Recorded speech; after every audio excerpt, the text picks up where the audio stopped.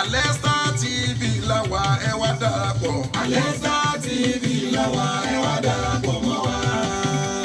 Alesta TV làwa ẹ bá darapọ̀. Alesta TV làwa ẹ wá darapọ̀ mọ́ wa. Online TV tó yàtọ̀ tó dá dúró.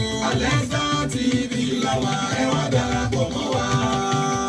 Lábẹ́ aláṣẹ alájà Sùúrà Ọlátànwá. Alesta TV làwa ẹ wá darapọ̀ mọ́ wa.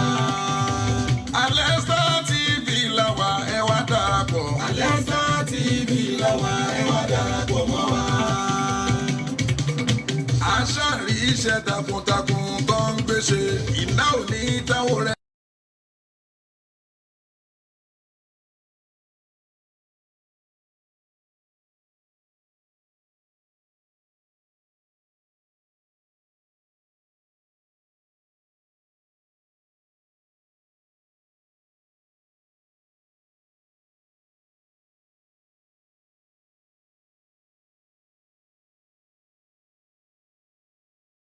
Àtàwọn Alesta TV márìnlẹ̀ kó máa ga sí i.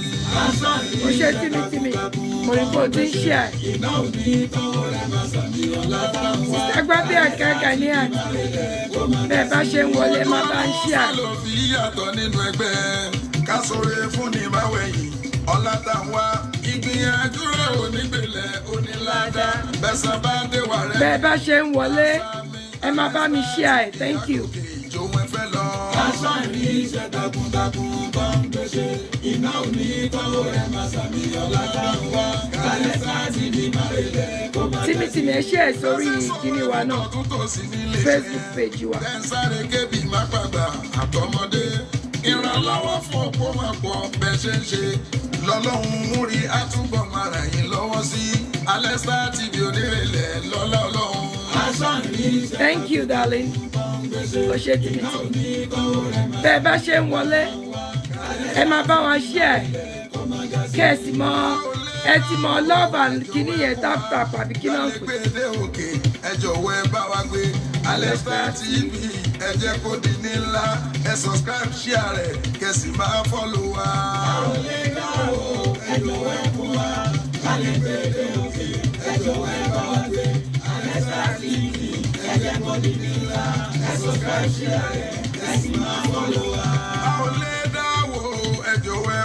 o.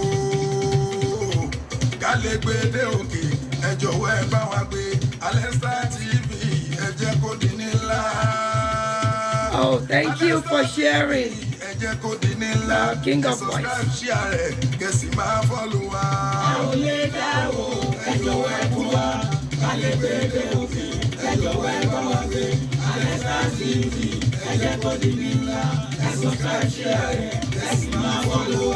Adúpẹ́ ń gòkè ó ti ń yọrí lọ ibi gíga náà ò jì tẹ́dá bá ti múra wọ́n ti ń jówù rẹ̀ wọ́n sọ pé lọ́jọ́ wo iṣẹ́ ọlọ́run ṣáni ẹgbà kò má ṣe dojú kọ ẹni bá fi dá o àpàrẹ máa yé là wàláhì ẹni bá fi dá o àpàrẹ máa yé là igi ọlọ́run tó ti gbìn tó ti léso lórí ìjayé oníwòsàn mi àfi kó máa tún ga.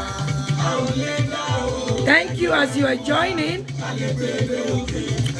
We have important topic to discuss today. Ẹ má bá mi share bẹ́ẹ̀ bá ṣe ń wọlé.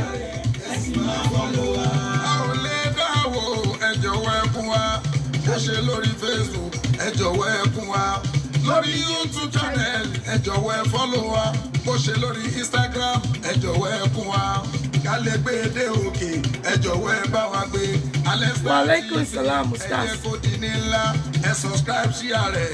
Today's topic is very important. Ẹ dákun ẹ má bá wa share bẹ́ẹ̀ bá ṣe ń wọlé.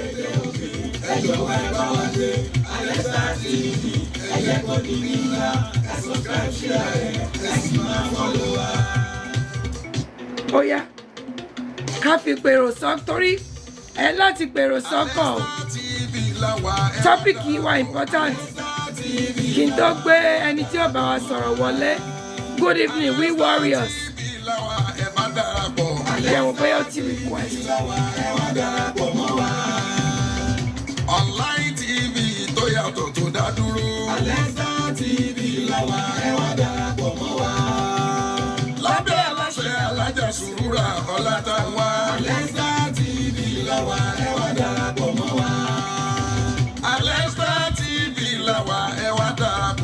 torí mo fẹ́ kí gbogbo wa jọ jàǹfààní o. Aṣáàrí iṣẹ́ takuntakun tó ń gbéṣe.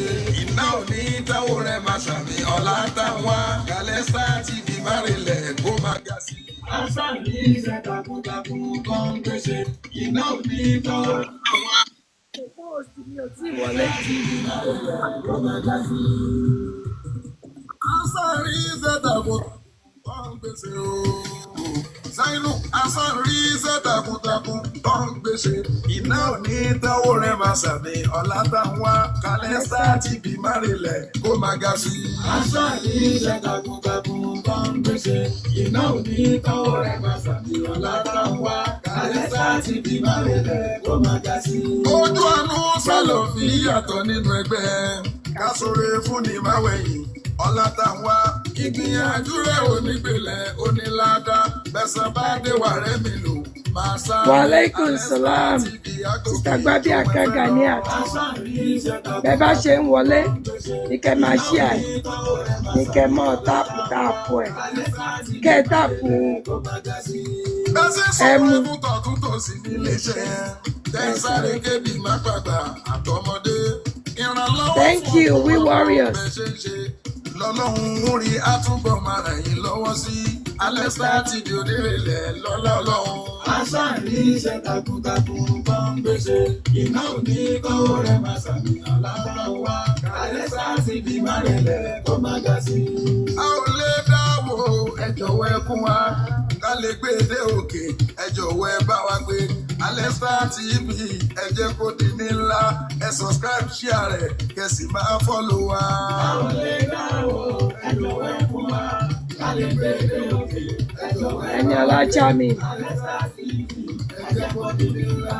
Ẹ subscribe share rẹ̀ kẹ̀sì máa follow wa. A ò lè dáwọ́ ẹ jọ̀wọ́ ẹ kún wa o. Ká lè gbé dé òkè ẹ jọ̀wọ́ ẹ bá wa gbé. Kàlẹ́sà TV ẹ jẹ́ kó di ní ńlá. Ẹ̀jẹ̀ máa bá wa mú ìtò. Ẹ subscribe share rẹ̀ kẹ̀sì máa follow wa. A ò lè dáwọ́ ẹ jọ̀wọ́ ẹ kún wa. Ká lè gbé dé òkè. Ẹ ṣeun o, bàbá rẹ̀ yìí tẹ̀ ń fún wa ń gift.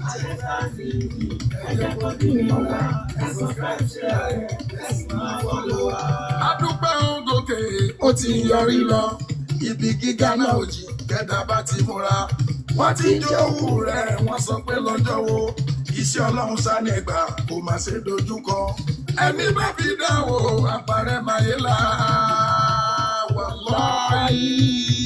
Ẹni bá fi dáwò àpárẹ̀ máyé là. Igi Ọlọ́run tó ti gbìn tó ti léso lórí. Ìjà ayé oníwòsàn mi àfi kó máa tún ga. A ò lè dáwọ́ ẹ jọ̀wọ́ ẹ kún wa. Ká lè gbé dé òkè ẹ jọ̀wọ́ ẹ bá wa gbé. Kàlẹ́sà TV ẹ jẹ́ kó di ní ńlá. Ẹ subscribe share rẹ̀ ẹ sì máa follow wa. A ò lè dáwò ẹ jọ̀wọ́ ẹ kún wa.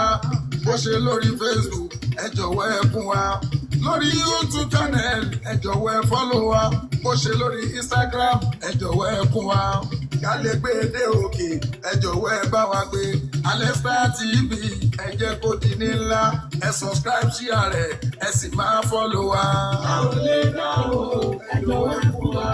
Ká lè gbé dé òkè ẹ jọ̀wọ́ ẹ bá wa gbé.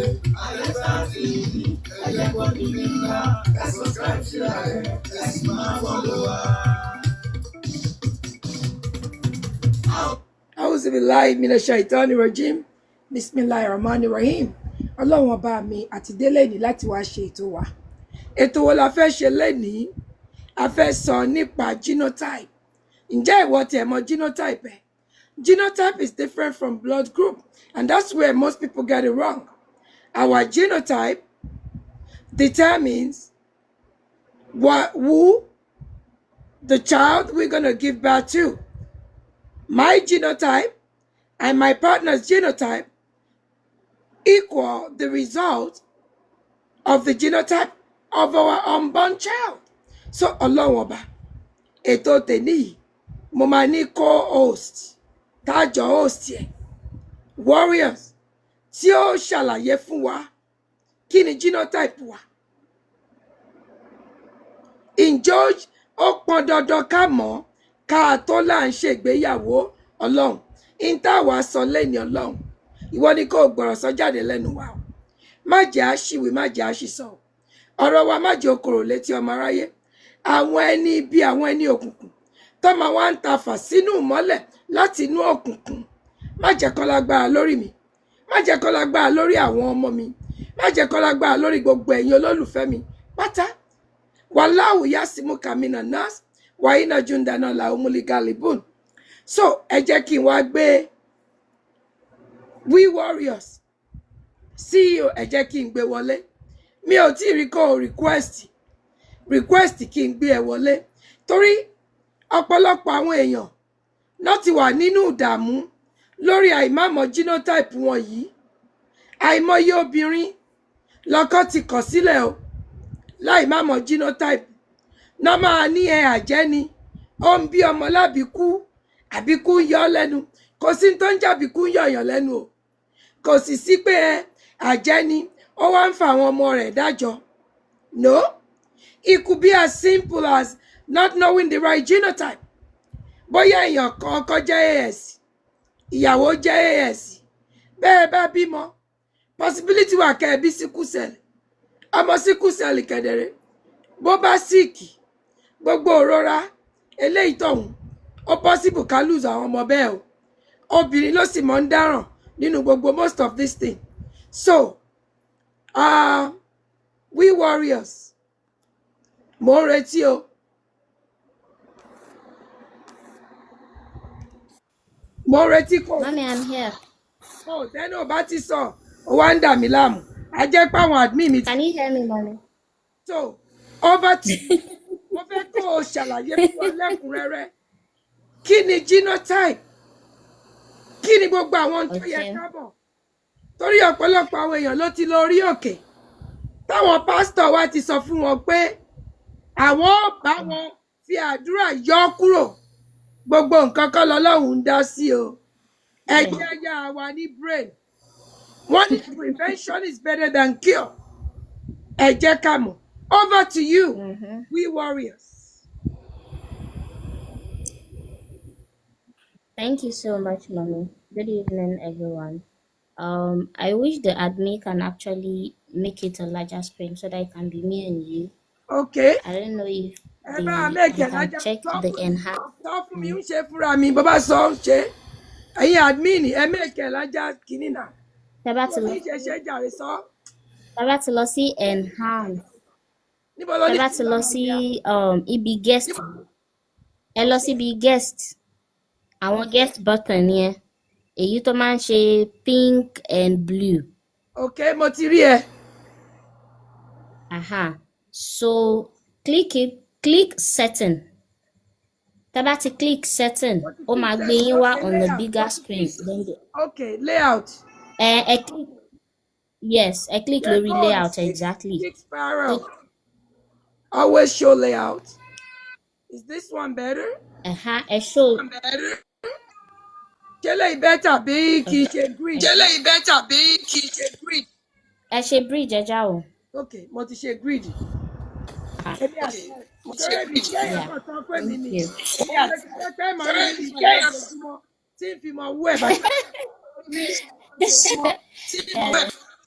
You are so teachable. That's my mommy. God bless you, ma. Okay, thank you so much, mommy, for always giving me the platform to do this. I'm really, really appreciative. And I'm not taking it for granted, actually, for all your support, all what you do to support this cause. Ọlọ́run á máa bùkún yín, ẹ máa dàgbà fún wa. Now, gẹ́gẹ́ bí ẹ ṣe sọ, the issue of genotype, ó ti ṣe àwọn èèyàn púpọ̀ lọ́nà. Like an hour and a half ago, mo kúrò lórí live stream mi, my own live stream, and ẹni tó ti bímọ mẹ́ta, ó wá sórí live stream yẹn, ó wá béèrè yìí pé ṣé genotype ló affect ìdí tí òun fi ń bí àwọn ọmọ tí wọ́n ń ṣe bákan-bákan. So mo wá bí mo ní kí ni genotype ẹ̀, ó ní O positive. Yí pé òun O positive, ọkọ òun náà O positive. So gẹ́gẹ́ bí ẹ ṣe sọ, we are in 2024, but it still amazes us all the time láti mọ̀ yìí pé àwọn èèyàn ò sì mọ ìyàtọ̀ genotype àti blood group. Àwọn èèyàn ń ṣì gbé síra wọn. So ọ̀pọ̀lọpọ̀ àwọn èèyàn tẹ́ bá meet wọn tẹ́ bá bi wọ́n pé kí ni genotype, wọ́n máa ní O positive lèmi o, O negative ni mí o, AB positive ni o, AB negative ni o. Now there are two different things, and fún ìdánilẹ́kọ̀ọ́ alẹ́ yìí, I would like to take it ní ìpele ìpele. I'll start from what genotype is, the different kinds of genotype we have, what blood groups are, how different they are, the different kind of blood groups we are. Now, tó bá ní kí ni genotype, what is genotype?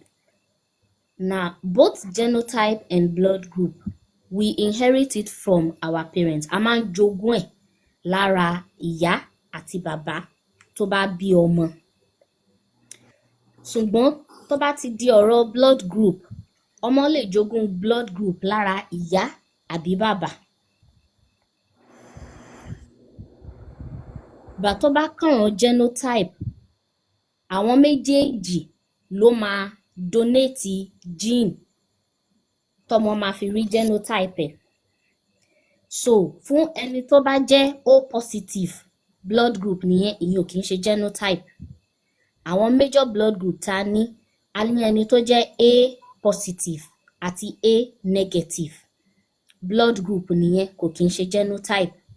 A ní ẹni tó jẹ́ B positive àti B negative blood group nìyẹn náà, kò kì í ṣe genotype. A ní ẹni tó jẹ́ AB positive àti AB negative blood group nìyẹn náà, kò kì í ṣe genotype. A wá ní àwọn tó jẹ́ O positive blood group ìyẹn. Now tá bá wá sún sórí genotype díẹ̀, tẹ́ bá ń gbọ́ AA, a ti dé ọ̀rọ̀ genotype. Genotype yẹn is àwọn genes tá jogún lára ìyá àti bàbá tó fọ́ọ̀mù cells tó wà nínú ara gbogbo wa. Now tẹ́ bá ń gbọ́ AA, genotype nìyẹn. Tẹ́ bá ń gbọ́ AS, genotype nìyẹn. Tẹ́ bá ń gbọ́ AC, genotype nìyẹn. Tẹ́ bá ń gbọ́ SS, genotype nìyẹn. Tẹ́ bá gbọ́ SC, genotype nìyẹn. Aláwọn kan náà tí wọ́n jẹ́ CC, genotype nìyẹn náà. A ní àwọn kan tí wọ́n jẹ́ SD, genotype nìyẹn náà. Aláwọn kan tí wọ́n jẹ́ SE, SO, genotype ni àwọn yẹn náà. But àwọn kan wà wọ́n common ju ara wọn lọ. Now màá wá tẹ̀síwájú. Ẹni tó bá ní genotype AA, ohun tá à ń pè ní perfect genotype nìyẹn. Onítọ̀hún ò ní problem kankan tó bá ní genotype AA. Ṣùgbọ́n ẹni tó bá ní genotype AS àbí AC, ìyẹn là ń pè ní ẹni tó jẹ́ sickle cell carrier àbí ẹni tó ní trait sickle cell, which means pé ó ní trait sickle cell ẹyọ kan, ó dẹ̀ ní normal gene A ẹyọ kan, ìyẹn wá jẹ́ bí half-half. Bóyá ó jogún A lára bàbá, ó jogún S àbí C lára ìyá. So ìyẹn ó ní gene sickle cell yẹn ẹyọ kan, ṣùgbọ́n kò ní sickle cell. The fellow is just a carrier, or the fellow has the trait of sickle cell. Now, àwọn tí wọ́n máa ní trait of sickle cell, púpọ̀ wọn ò kí ń really ní issue. Àwọn kan wà tí wọ́n ní issue mọ́mì. Lady kan wà ní community mi, AS ni. Ṣùgbọ́n tẹ́ bá gbọ́ gbogbo symptoms tó ń undergo, in fact, ó wọ̀ sí jẹ́ lómi tó ní SS lọ. Ṣé kò dẹ̀ ṣe pé wọ́n misdiagnose ẹ̀? Wo ò misdiagnose ẹ̀ rárá. Wo ò misdiagnose ẹ̀. Ẹni tí SC rẹ̀ bá ń generate more sickling, Okay. Ẹni tí ẹsẹ̀ bá ń generate more sickling, ó ní tendency láti exhibit symptoms SS. So in her own case, ẹsẹ̀ ó ń generate more sickling. So àwọn symptoms tó ń exhibit ó fara pẹ́ ẹni tó ní SS ṣùgbọ́n AS ní genotype ẹ̀. Kábíyèsí. Tẹ́tí understand? Ẹlòmíì náà ní AC, ó jẹ́ carrier, that means ó ní trait ẹyọ kan. Ṣùgbọ́n tí sickling yẹn bá pọ̀, òun náà ní possibility láti ní symptoms. Ṣùgbọ́n nínú percentages yẹn kò wá wọ́n pọ̀. General percentage àwọn tí wọ́n bá ní S àbí C yìí, púpọ̀ wọn máa ń live normal life. Okay. The only problem tí wọ́n máa ní ni yí pé if they don't take very right decisions, they don't take genetic counseling, wọ́n ní tendency láti pàṣẹ sí ọmọ tí wọ́n bá máa bí. Ìyẹn ló gbọ́ Because ẹyọ kan, yes, trait kan wà lára wọn. It's preventable. And anything Yes. preventable, let's keep Very talking about it. preventable. Very preventable. Very, very preventable. And ibi táwa ń lọ nílé, ó ní tẹ́ bá lọ sí, mò ń bọ̀, ẹ jẹ́ kí n try láti bring nǹkan up sí orí screen mi mọ́ mi. Okay, darling. Ṣé ẹ gbàgbé láti máa bá wa táàpù ẹmu yẹn ní mímú yẹn kẹ́ máa táàpù wọ́n igi ẹmu yẹn.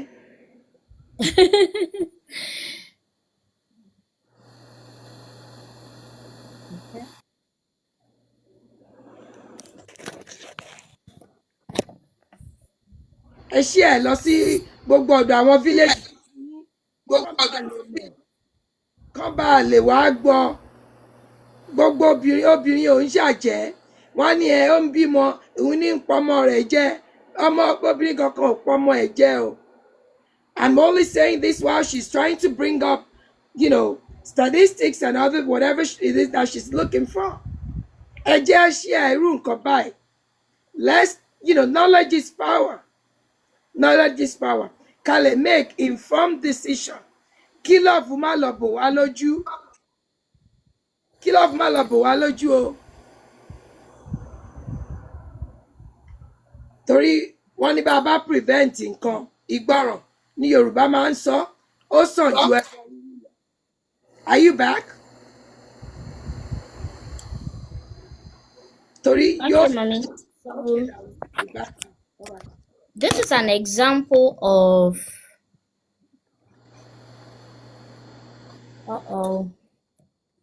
I'm trying not to change the whole background. Okay. If you need me, just tell me what to do. Okay, mommy, thank you. I'm just trying to bring it up so that I can show with the background. Okay. Okay. Torí kíní ìpọ̀ gan obìnrin ló ń jìyà yìí rẹpẹtẹ. Okay, so diagram tó wà ní background mi yìí, mommy. Tẹ́ bá lọ sí Google, tẹ́ bá lọ type genotype compatibility, you are very likely to see this diagram that is here, that is showing two parents that are ASAS and options of àwọn ọmọ tí wọ́n máa bí ní abẹ́ diagram yẹn. Now, diagram yìí ó ti mislead àwọn èèyàn púpọ̀ gan. This diagram has misled so many people. You can quickly just go to your Google now as you are following this program. You can quickly go and just type exactly.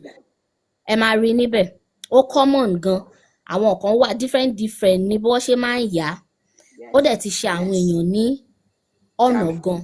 Now, I'm going to explain ohun tí diagram yìí mean. Ẹ máa rí pé ní ọ̀pọ̀lọpọ̀ ìgbà tí ẹni tó bá jẹ́ AS àti AS tó bá sọ fún ọ yín pé wo ò lè marry àbí kí wọ́n bímọ, ọ̀pọ̀lọpọ̀ máa fẹ́ refer sí abẹ́ diagram yìí. Now, One genotype compatibility is a topic that should be discussed as a matter of necessity. it's very necessary. The United Nations has declared it a public health issue. And seriously, we should all be. Village people Thank you, Mommy. So that's that diagram. Now I'm going to explain something little. Ẹni tí genotype ẹ̀ bá jẹ́ AA kò ní problem ẹni tó bá fẹ́ fẹ́ àbẹ́ni tó bá fẹ́ bímọ pẹ̀lú. You don't have any problem who you are birthing children with. Títorí pé a consider AA ẹni tó bá ní AA as perfect genotype. So tó bá ní AA tó bá fẹ́ ẹni tó bá ní AS wo ní problem kankan mọ́ mi. They can have children with genotypes AA or AS. AA plus AA. Exactly. Mommy to get the diagram here. Exactly. Mommy to get the diagram here. Sherry. Aha. Thank you, Mommy. God bless you. Ẹni tó bá wá jẹ́ AA, ó lè fẹ́ ẹni tó jẹ́ AC náà. Because ẹni tó jẹ́ AC náà is a carrier. Ẹni tó jẹ́ AA, ó lè fẹ́ ẹni tó jẹ́ SS. So fún àwa tá jẹ́ SS, the best match fún ẹni tẹ́yàn bá fẹ́ bímọ pẹ̀lú is AA. Ẹni tó jẹ́ AA, ó lè fẹ́ ẹni tó jẹ́ SC. Àwọn match ọmọ yín ẹ kàn máa produce AS àbí AC. In other words, so AA genotype lè marry ẹni tó bá wùn. Ó lè marry ẹni tó bá wùn. AA genotype ó lè marry ẹni tó bá wùn. Ó lè marry ẹni tó bá wùn. Exactly. But the moment tó bá ti jẹ́ AS, AC, àbí A and any other anomaly. Now, èyí tó popular jù ní side ọ̀dọ̀ wa ń bí ni AS àti AC. Aláwọn very rare ones. Bẹ́ẹ̀ ni. Aláwọn very rare ones tó yẹ pé ó máa jẹ́ AD àbí AO àbí AE bá kò wọ́n pọ̀ rárá. In fact, they are very, very scarce láàrin wa níbí. Generally in the world, ó scarce gan. Lórí app yìí ẹnìkan péré ni mo ti meet rí tó jẹ́ SE. Then recently mo meet ẹnìkan tó jẹ́ CC. So wọ́n wà bá kò wọ́n pọ̀. So àwọn popular ones tó pọ̀ láàrin wa iná ni AS àti AC. So ẹni tó bá jẹ́ AS àti AC, you are a carrier of the sickle cell gene. Now, tó bá wá jẹ́ AS, tó wá fẹ́ bímọ pẹ̀lú ẹlòmíì tó jẹ́ AS. Ẹ lè bí àwọn ọmọ tó ní sickle cell. Ẹ dẹ̀ lè mọ́ bí àwọn ọmọ tí wọ́n ò ní sickle cell. Orí gambu ó ti wá rí bí gambu kàtà bàbá jẹ̀bú. Ẹ bá wa elaborate lórí ìyẹn olóòtú. What's the percentage possibility that AS àti S tó bí tó fẹ́ra wọn? Kí ni percentage pé wọ́n á bí SS? Sorry, ẹ ṣàlàyé ẹ̀ fún wa o. Àwọn kan lè máa. Percentage yẹn ni diagram tẹ́ ń wò lẹ́yìn mi yìí. Diagram yìí, ìdí tí mo ló ti ṣe àwọn èèyàn lọ́nà ni yí pé this diagram is showing probability, not order of children.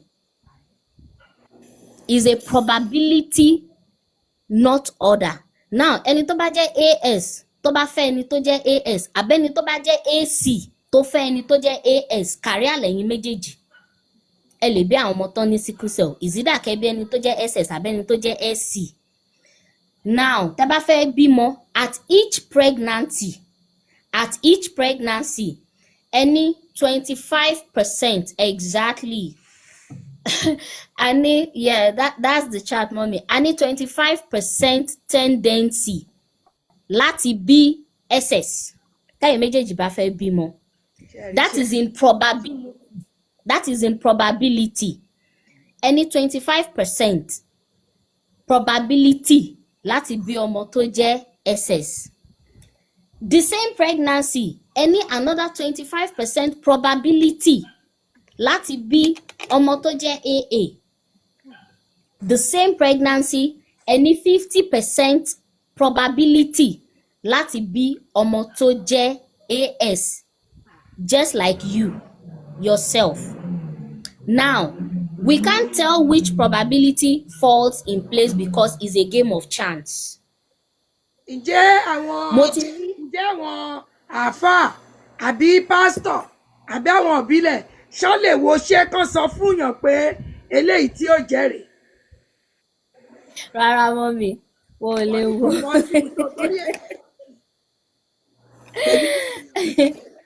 Wọn ò lè wò mọ́mì until téèyàn bá bímọ. But recently àwọn test kan wà tó yẹ pé nínú oyún wọ́n lè wò ó, nínú oyún wọ́n lè test tóyún yẹn bá ti pé bí oṣù mẹ́ta wọ́n lè test, ó máa gbé test jáde pé ọmọ yìí ní SS àbí otherwise. So èmi ní àwọn èèyàn tó yẹ pé bó wọ́n ṣe nìyẹn wọ́n dẹ̀ ti ṣẹ́yún 4 wọ́n ti bí kan.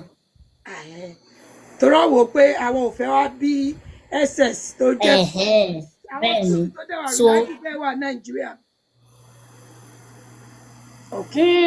There is, it's only scarce but there is and it's expensive but you get to do it. So tó bá ti ṣe wọ́n máa counsel yín, tẹ́ bá decide láti terminate ọmọ yẹn fine, tẹ́ bá dẹ̀ decide láti keep ẹ̀ fine, but mostly àwọn tí wọ́n máa ń ṣe with the intention yìí pé àkáwọn mọ̀ ẹni tẹ́mi mọ̀ tó ṣe, àwọn èèyàn méjì tí mo mọ̀ tí wọ́n ṣe, ìkan she was lucky the baby was AS but ẹnì kejì in fact òun ò lucky rárá, nínú 4 ó ti ṣẹ́ oyún 4 ẹyọ̀kan ló ti rí bí nínú 5.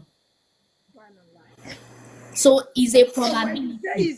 Now in má bínú mama jálù expensive ṣe pé bóyá bíi 5,000 naira àbí 2,000 naira. mo ní bóyá bíi 1 million. 1 million ṣé bó ṣe ń sọ yẹn nǹkan tí mo ṣe fẹ́, you know, like I want you to expatiate on it, you know, so people that they will know the odds, because ẹlòmíì lè wò pé at least ṣe hospital kan wà tá a lè lọ tá máa sọ fún wa kán lè mọ èló ni ó jẹ́. Is it even worth the risk? Yeah, that is the first thing we should be asking. Is it worth the risk?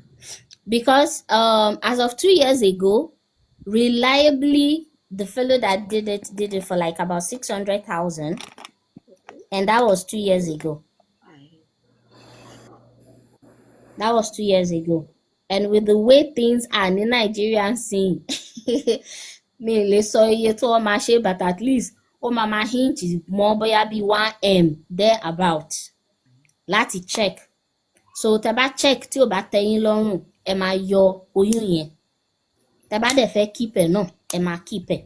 So that is one option tí àwọn èèyàn ní. But nínú chat yìí, oyún yíyọ gan wà risky now. Mọ́mì, choice táwọn kan sign fún nìyẹn. At least èmi mẹ́ni tó ti yọ 4 báyìí, ó sì ti bẹ́ yọ kan. Kábíyèsí Olódùmarè.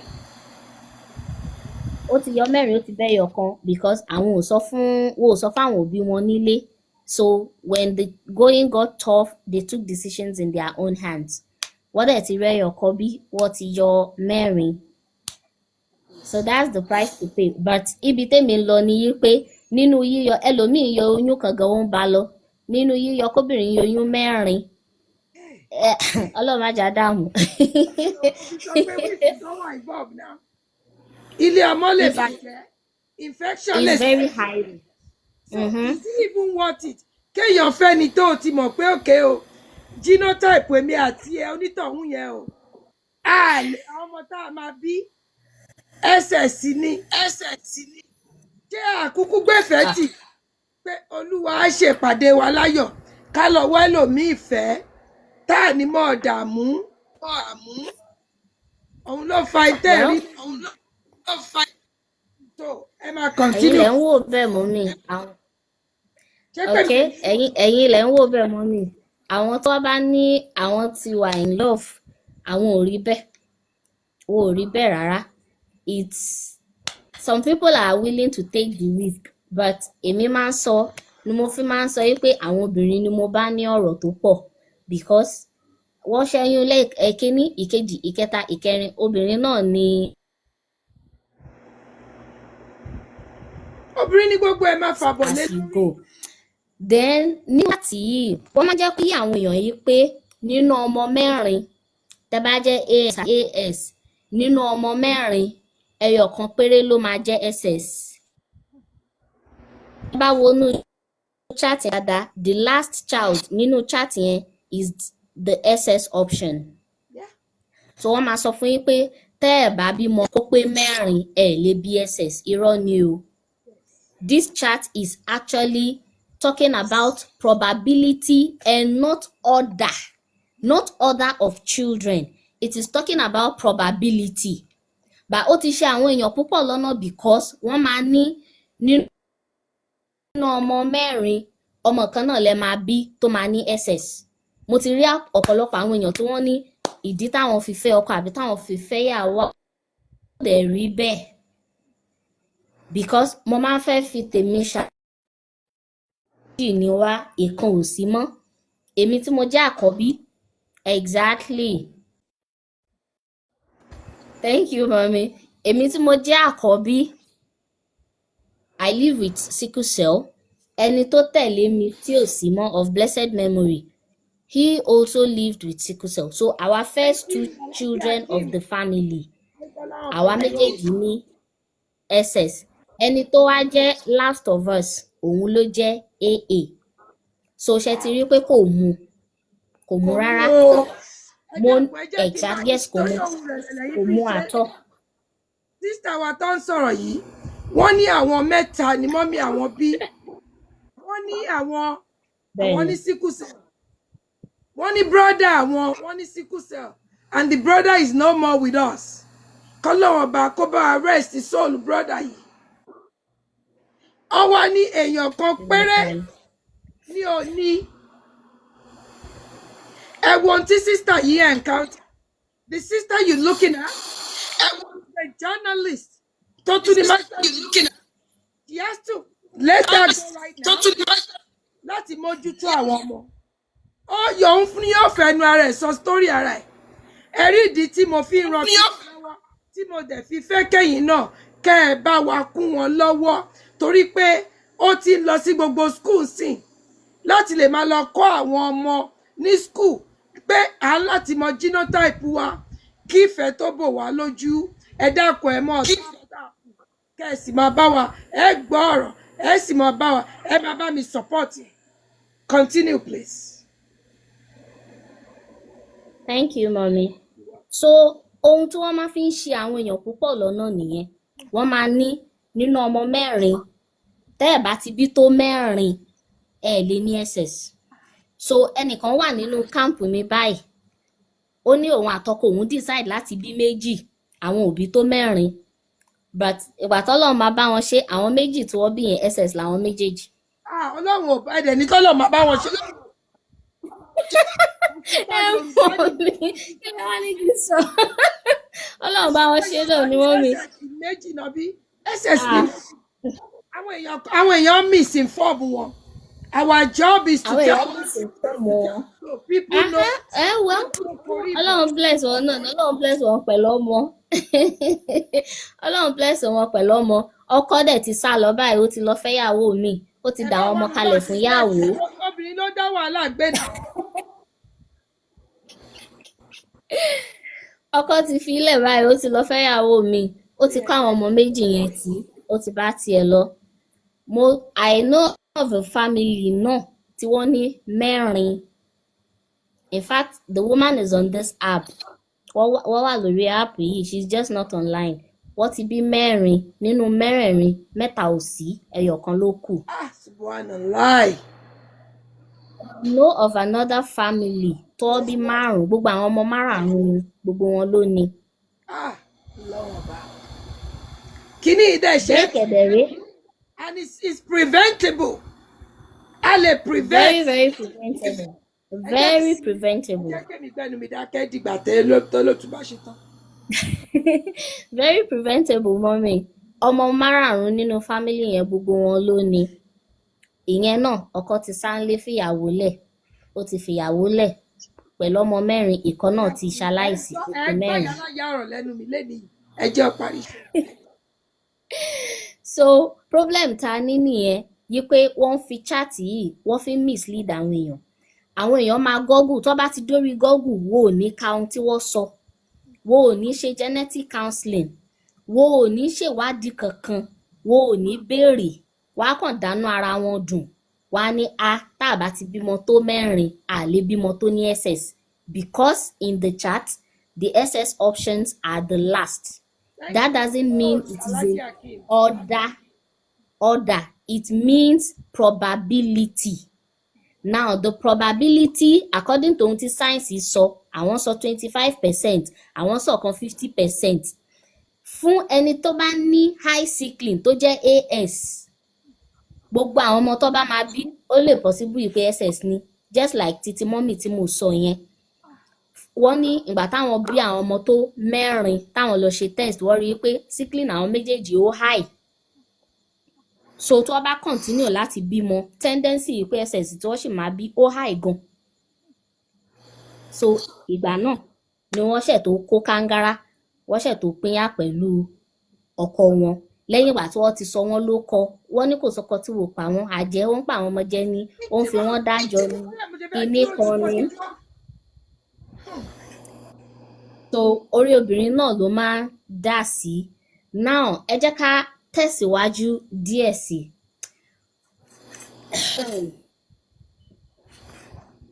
After this chat tẹ́ bá wò dáadáa this chat I wouldn't say it's misleading actually. It's only people who misinterpret the chat. Now tá bá ń sọ̀rọ̀ genotype ní setting wa níbí before mo máa ń rò bí bóyá bí African thing ni bá láti ìgbà tí mo ti bẹ̀rẹ̀ láti wá sórí app yìí mo ti bá àwọn other warriors in different countries pàdé. A warrior told me she lives in the US. Ó dẹ̀ sọ fún mi ó ní dádì òun inú US Army ní dádì òun wà. Ìgbà tí wọ́n ṣe test tí wọ́n ní dádì òun AS wọ́n ló deny rẹ̀. Ó láti kékeré ni bàbá yẹn ti fi múlẹ̀ yí pé òun kọ́ lòun lọ́mọ SS dẹ̀ ni yí pé bàbá òun deny rẹ̀. So before a máa feel yí pé okay is an African thing. Ìdí tá dẹ̀ máa feel níbẹ̀ ni pé we don't see the world over there. We only assume it's better over there. Yes, it might be better in some things. We can't take that away. But there are certain issues tó yẹ pé bó ṣe ń affect wa ní ọ̀dọ̀ wa níbí nílé ó ń affect àwọn tó wà lókè òkun náà. Ó kàn jura wọn lọ díẹ̀díẹ̀ ni. Ó jura wọn lọ díẹ̀díẹ̀. I understand àwọn náà ní issues tí wọ́n face long. Now kí n tó mẹ́nu kúrò lórí issue ó ṣe AS kò ṣe AS ká streamline ẹ̀ wá sí abẹ́ SS. Àwọn kan wà tó yẹ pé nítorí tí wò kí ń sick ẹni tó bá ní AS wọ́n máa ń live very normal life. So àwọn kan wà tó yẹ pé tìtorí tí wò kí ń sick tìtorí tí nǹkan kò kí ń ṣe wọ́n máa assume yìí pé AA làwọn. Tẹ́ bá bi wọ́n wá ní Ọlọ́run má jẹ́ kò sí nínú ìran mi. Lórí radio program wa lónìí interview tá ṣe was for a lady tó quit 7.5 years almost 8 years relationship lẹ́yìn ìgbà tó mọ̀ pé AS lọ́kọ tóun fẹ́ láti ilẹ̀ wá ó sì mọ̀ pé AS lòun. But because of this assumption ni pé ẹni tí mo fẹ́ o kò kí ń sick tó bá máa ṣàárẹ̀ ó máa ní orí ń fọ́ mi ni ó ti rẹ̀ mí ni. So nínú ọkàn títí ẹ̀ ó ti zero yìí pé AA ni bọ̀bọ́ yẹn mọ́ mi. Wọ́n fi wá cut fún almost 8 years láti school ló ní àwọn tí ń bára àwọn bọ̀. Ìgbà tọ́lọ́run máa wá kó yọ ó wá ní neighbor kan níbi tó ti ń ṣiṣẹ́ l'Àbújá. Neighbor yẹn ló wá mú wá sórí group. Neighbor yẹn lọ́mọ 5 gbogbo wọn SS ni. So experience ohun tó wá rí lára neighbor bí woman yẹn ṣe ń dààmú lórí àwọn ọmọ yẹn ló fi wá jẹ́ kí ó máa visit woman yẹn. Ó wá ní àwọn NGO tó máa ń ṣe ìdánilẹ́kọ̀ọ́ fún woman yẹn ibẹ̀ lòun wá ti gbọ́ ìdánilẹ́kọ̀ọ́ púpọ̀. So ìgbà tí wọ́n ní okay ìgbéyàwó ṣe tán ó wá insist pé bọ̀bọ́ yẹn gbọ́dọ̀ ṣe test. ìgbà tí bọ̀bọ́ yẹn ṣe test AS ni gbogbo ẹ̀ bá dojúrú ó ní òun rò pé AA ni. Báwo ló ṣe máa rò láì ṣe pé ó lọ ṣe? You have to go for genetic counseling to know. They don't, mommy. So many people, especially in Naija wa yìí. Because àwọn ọmọ tó bí yẹn, do you know the pain? I want you to describe the pain of sickle cell, like anemia person go through. The pain. Mommy. Yeah, that is somebody is saying it's terrible. Yeah, it's terrible, my sister, but that's the reality of some of the things we face. Ọlọ́run ló kàn bá lady yẹn ṣe pé she has a first-hand experience of what a warrior mother goes through. Yes. Mommy, oṣù mẹ́fà ó ní 2 years tóun ti cancel wedding yẹn lélẹ̀ ó lóun lè dé lu àwọn. Because wọ́n ti tag òun àti family òun àti family ọkọ wọ́n ti sọ òun ló kọ. Títorí tóun lóun ò ṣe. Kó dàgbéyàwó rú. Ó better now. Gbogbo wọn blame yí pé kílé tó fi dàrú. And you know, ibi tá ti máa fi sentiment wọ́n ni yí pé this lady in question sọ yí pé kódà ìyá òun ní kóun go ahead táwọn bá bímọ tó bá jẹ́ SS tó bá kú àwọn máa sí. They don't know the emotional trauma of carrying a baby. They don't. Kò bí ọmọ jísáyé àbí báwo náà ṣe ń sọ. They don't know what you man go through nínú oyún. So kókò bí torí pọ́ṣẹ́ àkànfẹ́ kó ṣèyàwó kíyàwó má dàrú kó lọ́kọ. Do they know the emotional torture she's going to go through of losing a baby? Do they know what it feels like losing your own children? Ọlọ́run ní jẹ́ ká fojú sunkún ọmọ. Àmì o, mọ́mì. Ọmọ tó bí yẹn. Wo bó bá gbà pé kò máa wá bíbà yìí lọ́sẹ̀ẹ̀sẹ̀. A máa ṣèdánilẹ́kọ̀ọ́. Gbà pé kò máa wá bíbà. A máa ṣèdánilẹ́kọ̀ọ́. Yes, mommy. Yes, it's a really serious thing, mommy. It's a really serious thing. Ó lọ́dún méjì rèé òun ò lè dé lu àwọn because wọ́n ti tag òun yípo òun dáyàwó rú kíní kan lọ́dún mẹ́jọ wọ́n ṣàrò rò lé lọ́rùn. Yes, but thankfully because she has seen the experience and the implications, she made a wise decision. It was tough, but she made the best decision. Now, ibi tí mò ń lọ lélẹ̀, most of the time, púpọ̀ àwọn people tí wọ́n máa sọ I love you yìí, wo kí mọ implications ohun tó wà ń bẹ̀. And it is partly because most sickle cell warriors, we are being stigmatized. Púpọ̀ wa kọ́ ló ní courage láti bọ́ síta wá sọ ohun tó ń ṣàwọn. So ẹni tó bá rí mi báyìí mo tan life ojú mi ń dán ẹ̀kẹ́ mi ṣe dáadáa tó bá ní you live with sickle tó bá ní you are looking nice, you are looking okay, you are looking okay. So táwọn náà bá bímọ hopefully they want the child to look like you and all that. Báwo mọ àwọn ọ̀rọ̀ tó wà lẹ́yìn Yorùbá lóhun tó wà lẹ́yìn ẹ̀fà ojú èje lọ. They don't know it. Most of them don't know the implications. So wọ́n máa ní àwọn máa larí mọ́ bẹ́ẹ̀. Now, ìyẹn wá sún wa débi yí pé ẹ jọ̀ọ́ gbogbo ẹni tó bá ń gbọ́ mi, don't assume you have a default genotype because you are not taking ill.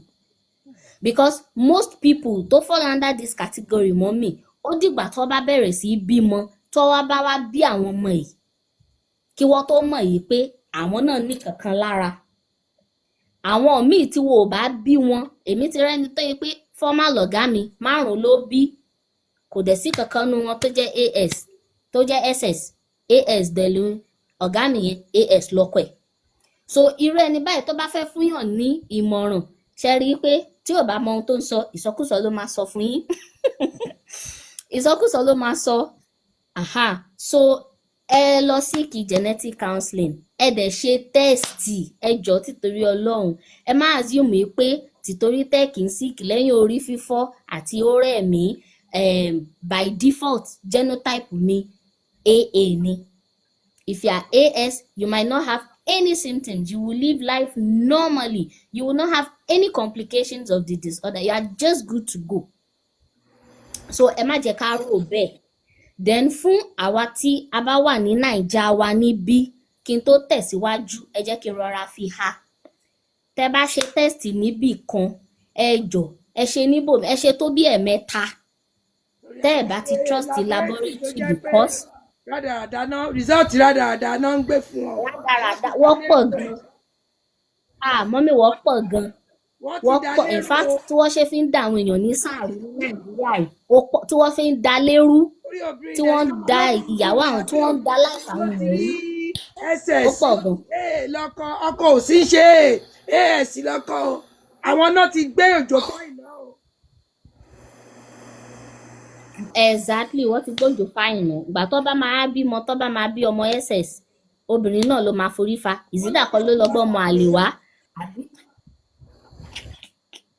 Bẹ́ẹ̀ ni, ìsídà kan ló lọ gbọ́ ọmọ àlè wá àbí kó lọ jọmọ gbé. Obìnrin náà ni wá ṣáàdìlé lórí in most of the cases. So ẹ jọ̀ọ́ nítorí Ọlọ́run. Then fún àwa tá a bá ti nífẹ̀ẹ́ I love you náà. Tí ọkùnrin bá sọ fún yín pé àgbà tí mo kéré wọ́n ṣe fún mi AA ni, ìwọ sọ pé bẹ́ẹ̀ ni ṣùgbọ́n ẹ lọ tún ṣe. Lẹ́yìn méjèèjì ṣé wàá rí bẹ́ẹ̀ ṣe lọ́n tún ṣe yẹn? Ẹ̀yin ẹ ti gbà mọ́mì, ẹ̀yin méjèèjì ni kẹ́ ẹ tẹ̀léra yín báyìí kẹ́ ẹ lọ ṣe. Tó bá possible ìwọ obìnrin yẹn gangan ìwọ ni kó lọ gba result. Kọ́ má lò ó fún ẹ o, kọ́ má lò ó fún ẹ because a ti gbọ́ cases tó yẹ pé wọ́n lò ó fáwọn kan. Friend mi bẹ́ẹ̀ SS ni wọ́n lò ó fún mọ́mì, wàláì ó bí SS o. Ìgbà tó bí ọmọ yẹn tọmọ yẹn jẹ́ SS tán ni wọ́n ṣẹ̀ tó mọ̀ láṣìírí ṣẹ̀ tó tú. So ẹ jọ̀ọ́ nítorí Ọlọ́run, it's not about trust. When it comes to that issue, leave trust aside. People defy people's trust. A lady called me somewhere last month, mommy. Ẹni tó yẹ kó fẹ́, ó ti wọ́ bọ̀bọ́ yẹn kiri, ẹ jẹ́ ká lọ ṣe test, jẹ́ ó ń fò ní dọ̀lọ́ ń fò ládọ́tùlá. Ó ní bó ṣe pè òun lọ́jọ́ kan nìyẹn pé congrats òun ti lọ ṣe test o AA ni. Nínú òun bá dùn lòun ní tọ̀. Jẹ́ ká tẹ plans ìgbéyàwó sí iwájú. Lady yẹn wá lọ sílé ẹ̀, ó lóun gbàgbé kinní kan síbẹ̀ ní last time tóun lọ visit ẹ̀ níbẹ̀. Lady yẹn wá lọ unannounced. Ibi tóun wá ti ń túlé, aṣọ tó wá wọ̀ tí test yẹn wà ń bẹ̀. Bó ṣe lọ tú aṣọ kan test inú, wàláì nínú test yẹn AS ló wà ń bẹ̀. Bọ̀bọ́ yẹn sì parọ́ fún yín pé AA ni.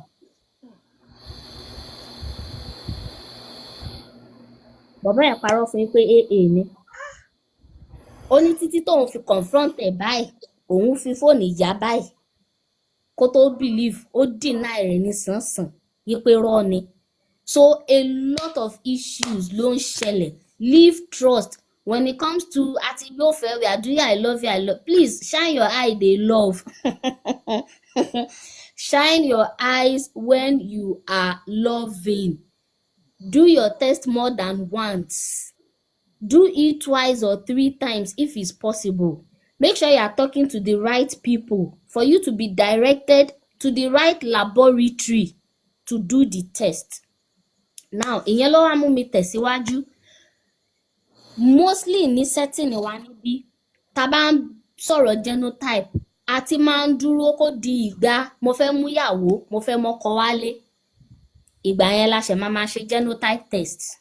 Fún some of churches wa níbí, ó máa di bóyá bí oṣù kan táwọn míì ti gbalé mọ́mì, wọ́n ti máṣọ, wọ́n ti máṣọ ẹbí, wọ́n ti mú gèlè ní church ṣe máa sọ yí pé kí wọ́n lọ ṣe test wa. Ẹ jọ̀ọ́ nítorí Ọlọ́run.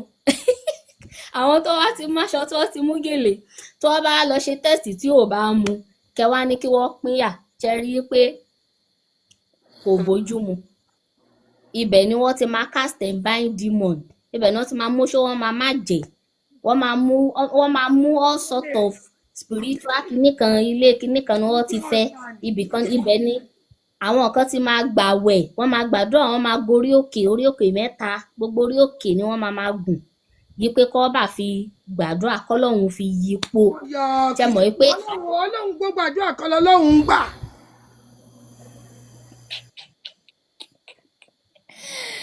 Okay, mommy, let me tell you something funny. Ní àná, warrior kan pè mí láti Uganda. Sickle cell warrior ni o.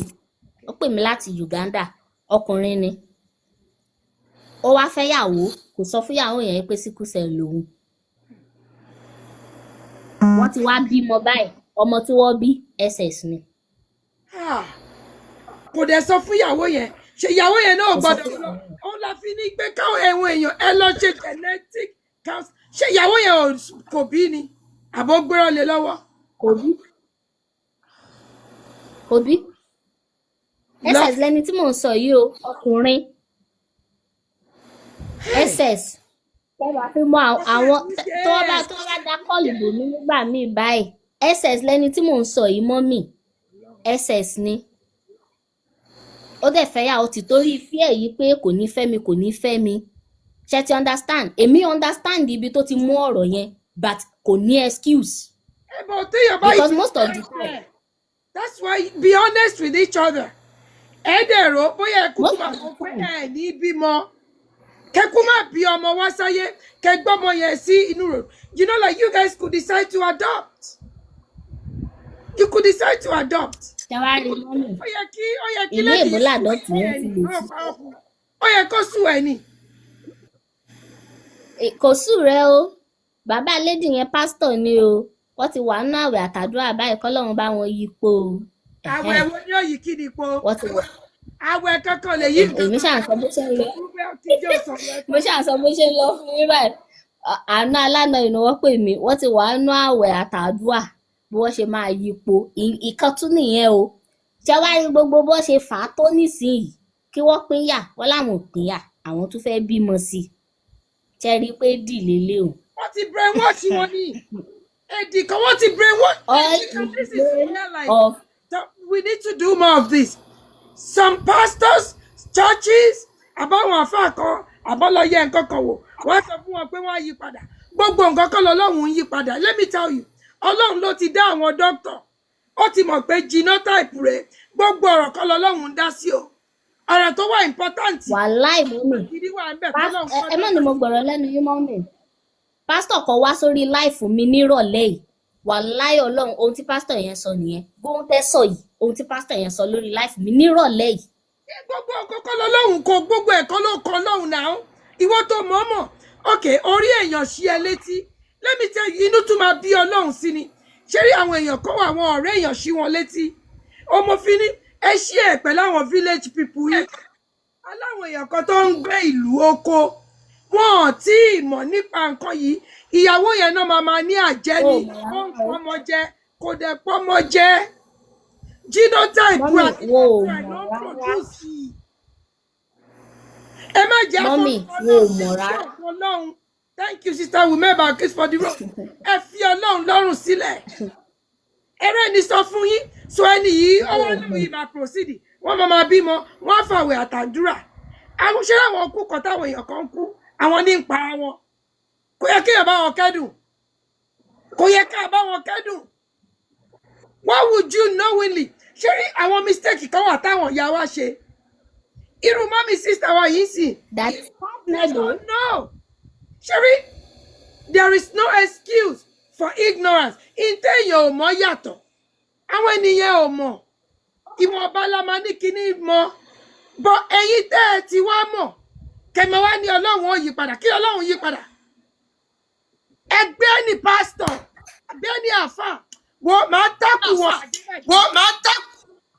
Ẹ má da yé àwọn èèyàn rú jàre.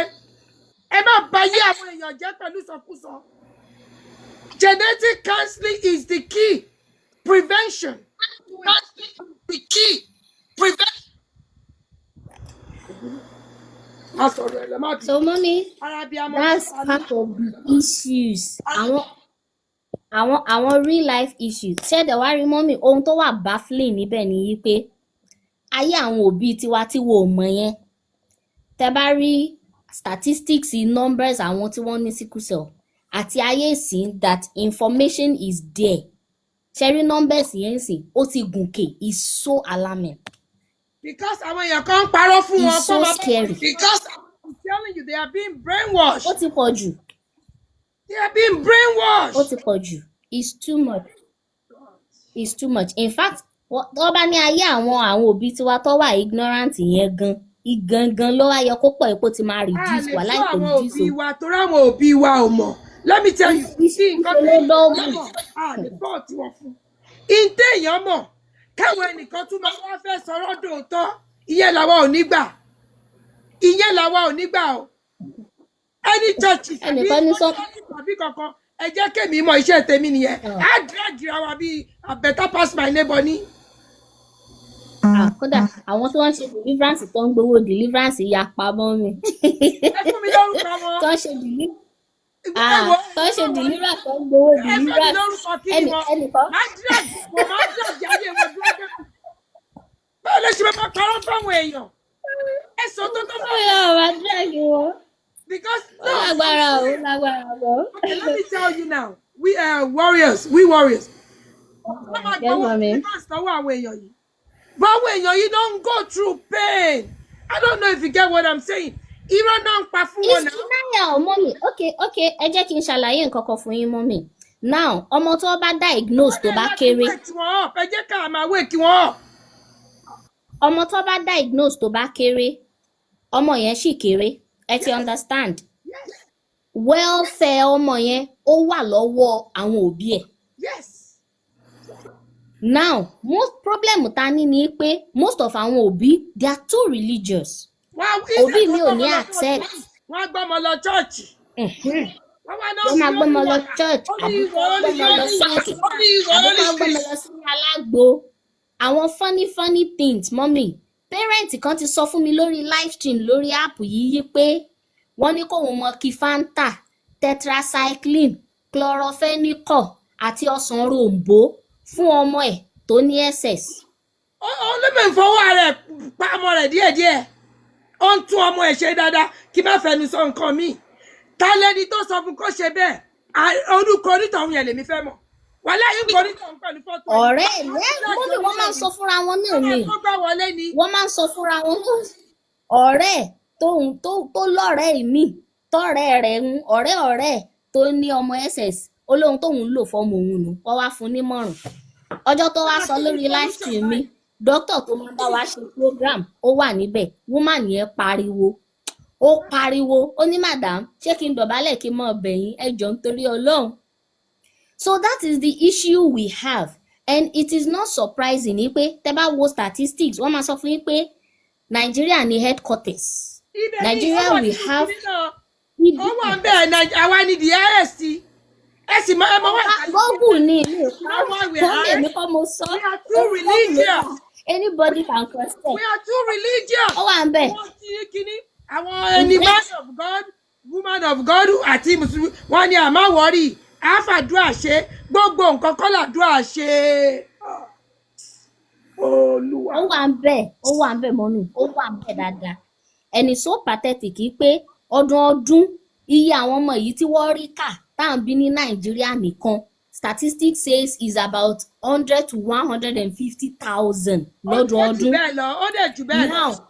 Ó jù bẹ́ẹ̀ lọ. Ebe yìí tí wọ́n rí kànú mọ́mì èyí tí wọ́n rí kànú yẹn. Yóò kó ìlú tó lè dé nǹkan.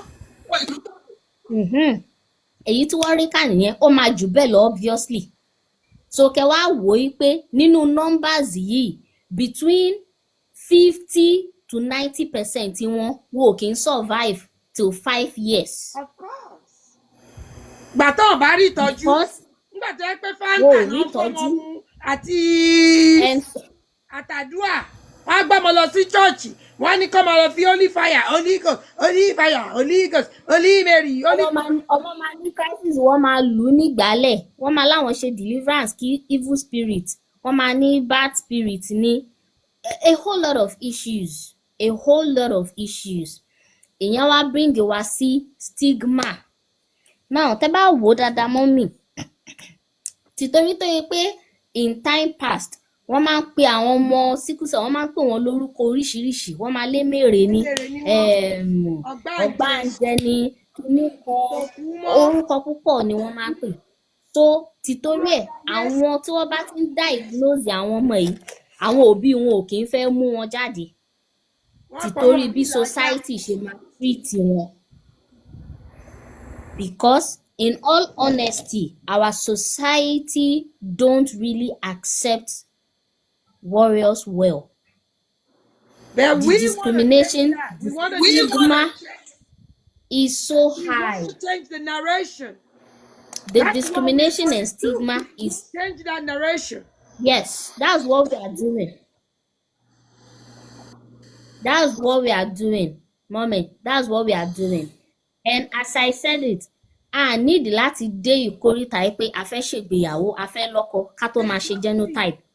That is why àwa àti gbé awareness lọ sí school, àwọn secondary schools.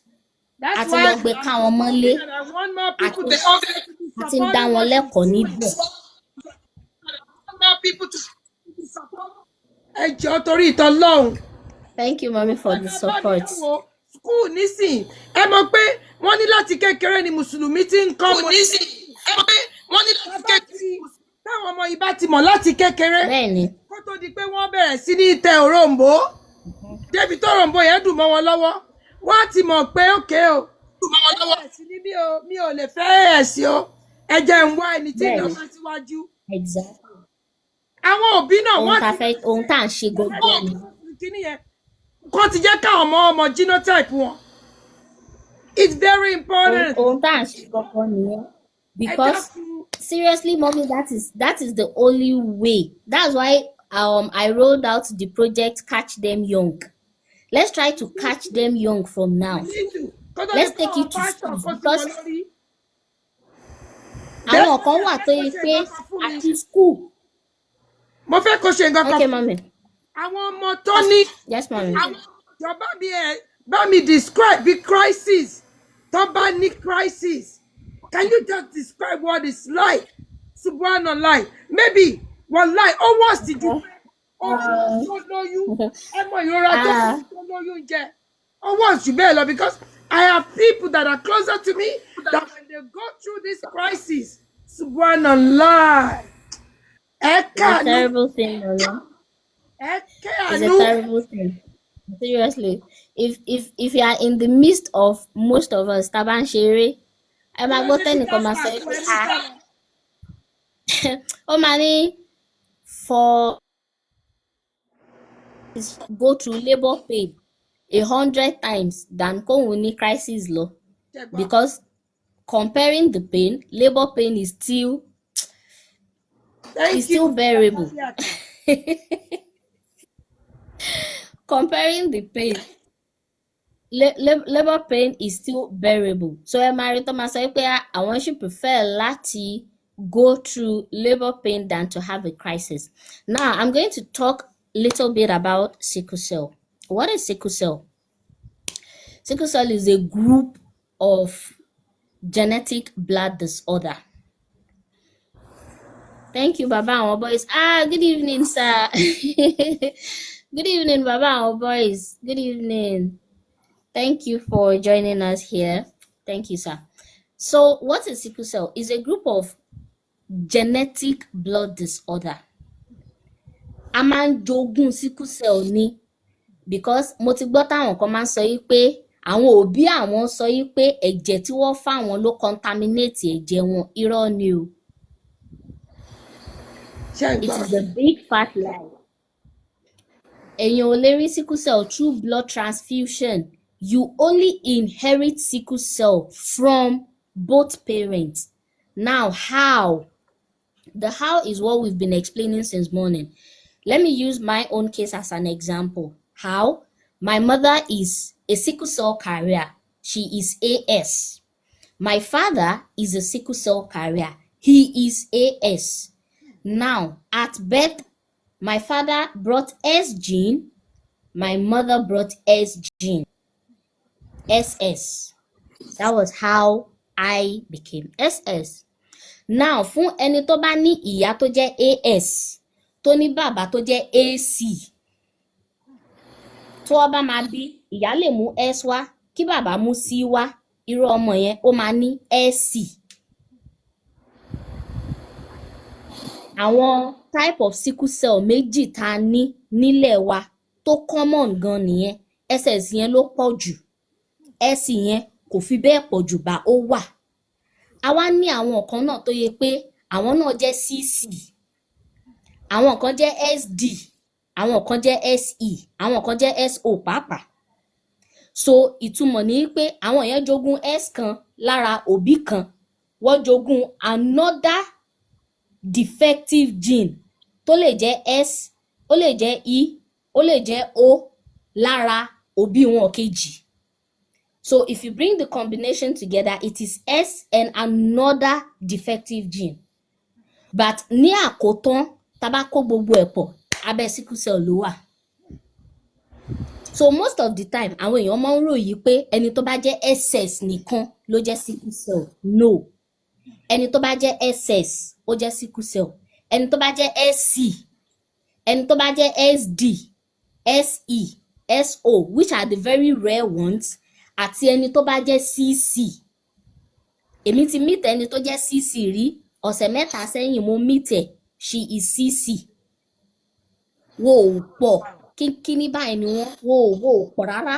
They are always very few. Thank you so much. Thank you so much, Baba and boys. They are always very few. By èmi ti meet ẹnìkan péré tó jẹ́ SC rí, and I was so marveled because mo kà ní mi rírí. Yes, I'm planning to invite her to my live stream. Yeah. She's SC. She said daddy àwọn ló jẹ́ SC. Okay. Ìyá wọn jẹ́ AC. But wo mọ̀. Yí pé àwọn kan dàgbà yí pé àwọn mọ̀ pé daddy àwọn máa ń sunkún pain gan even as children. Báyìí pé bàbá máa mu alábùkún lálẹ́ alẹ́ àti Panadol. Wo mọ̀ pé SS ni. So for a very long time, títí tóun náà fi dàgbà kò mọ̀. Ìgbà tó wá fẹ́ bímọ tó wá ní blood issues ni wọ́n ṣe wá diagnose ẹ̀. Ni wọ́n wá explain fún yín pé gbogbo pains tó máa ń ní gbogbo kinní kan yí pé crisis ni. Apparently kò mọ̀ pé crisis gan ni. And ìkan náà àwọn nǹkan tó máa ń worry púpọ̀ wa nìyẹn because we don't even know how to describe it. We don't have any knowledge about it. So you might be going through or your child might be going through it, but you can't define it. You can't give it a name because you don't have knowledge about it. Now, the first thing I tell parents, tẹ́ bá ti bí àwọn ọmọ yìí, the best thing you can do is to find help for them. Because you have brought them into life of, let's not say perpetual pain. Of course. So it will be so unfair. Yí pé o bí ọmọ yẹn, o wá dé mọ́lé. Èmi máa fọlọ́pàá threaten wọn o. Mọ́mì kí n tó kò lẹ́kọ̀ọ́, mo lè ka méjì mẹ́ta mẹ́rin tí màá délé wọn lọ fọlọ́pàá threaten wọn pé tẹ́ ẹ̀ bá gbọ́mọ yìí lọ sí hospital máa fọlọ́pàá gbé yín. Ó bẹ́tà. Kí ló ń dé mọ́lé bẹ́ẹ̀ Because wọ́n máa ń kó wọn pamọ́ ni o mọ́mì. Wọ́n máa ń kó wọn pamọ́ ni. Wo ò ní sọ. Wọ́n kàn fi àjẹ́ lẹ́dàá àwọn ọmọ yẹn ní náà. Mommy, the stigma is so high. Wọ́n máa ń kó àwọn ọmọ yẹn pamọ́ ni. Ó ní friend mi kan tí mo lose last 2 years. Àwọn òbí ò sọ fún rárá until tó lọ sí school, tó lọ ní crisis ní school. Ibẹ̀ ni wọ́n ti mọ̀. Wọ́n dẹ̀ ti kóògùn jẹ fún, wọ́n ti kóògùn jẹ débi pé gbogbo kidneys ọmọ yẹn ló ti bàjẹ́. Ọjọ́ tó délé mi tó wá kí mi, ẹsẹ̀ rẹ̀ ga tó yìí. Tó ti ní end stage kidney issues. Eventually, she couldn't make it. Ẹ wá mọ ohun tó shock mi jù. Ọjọ́ tí mo lọ sílé lọ kí àwọn òbí ẹ̀. Tí mo ṣe lanu sọ pé síkú wò jẹ́ ń sọ yòókù. Ìyẹ́ ó fọwọ́ bò mí lẹ́nu báyìí. Ó mú mi lọ sí corner. Ó lọ mú mi jókòó síbẹ̀ yìí pé kí n má sọ. Because kò sẹ́ni kankan tó mọ̀ yìí pé ó ní sickle cell.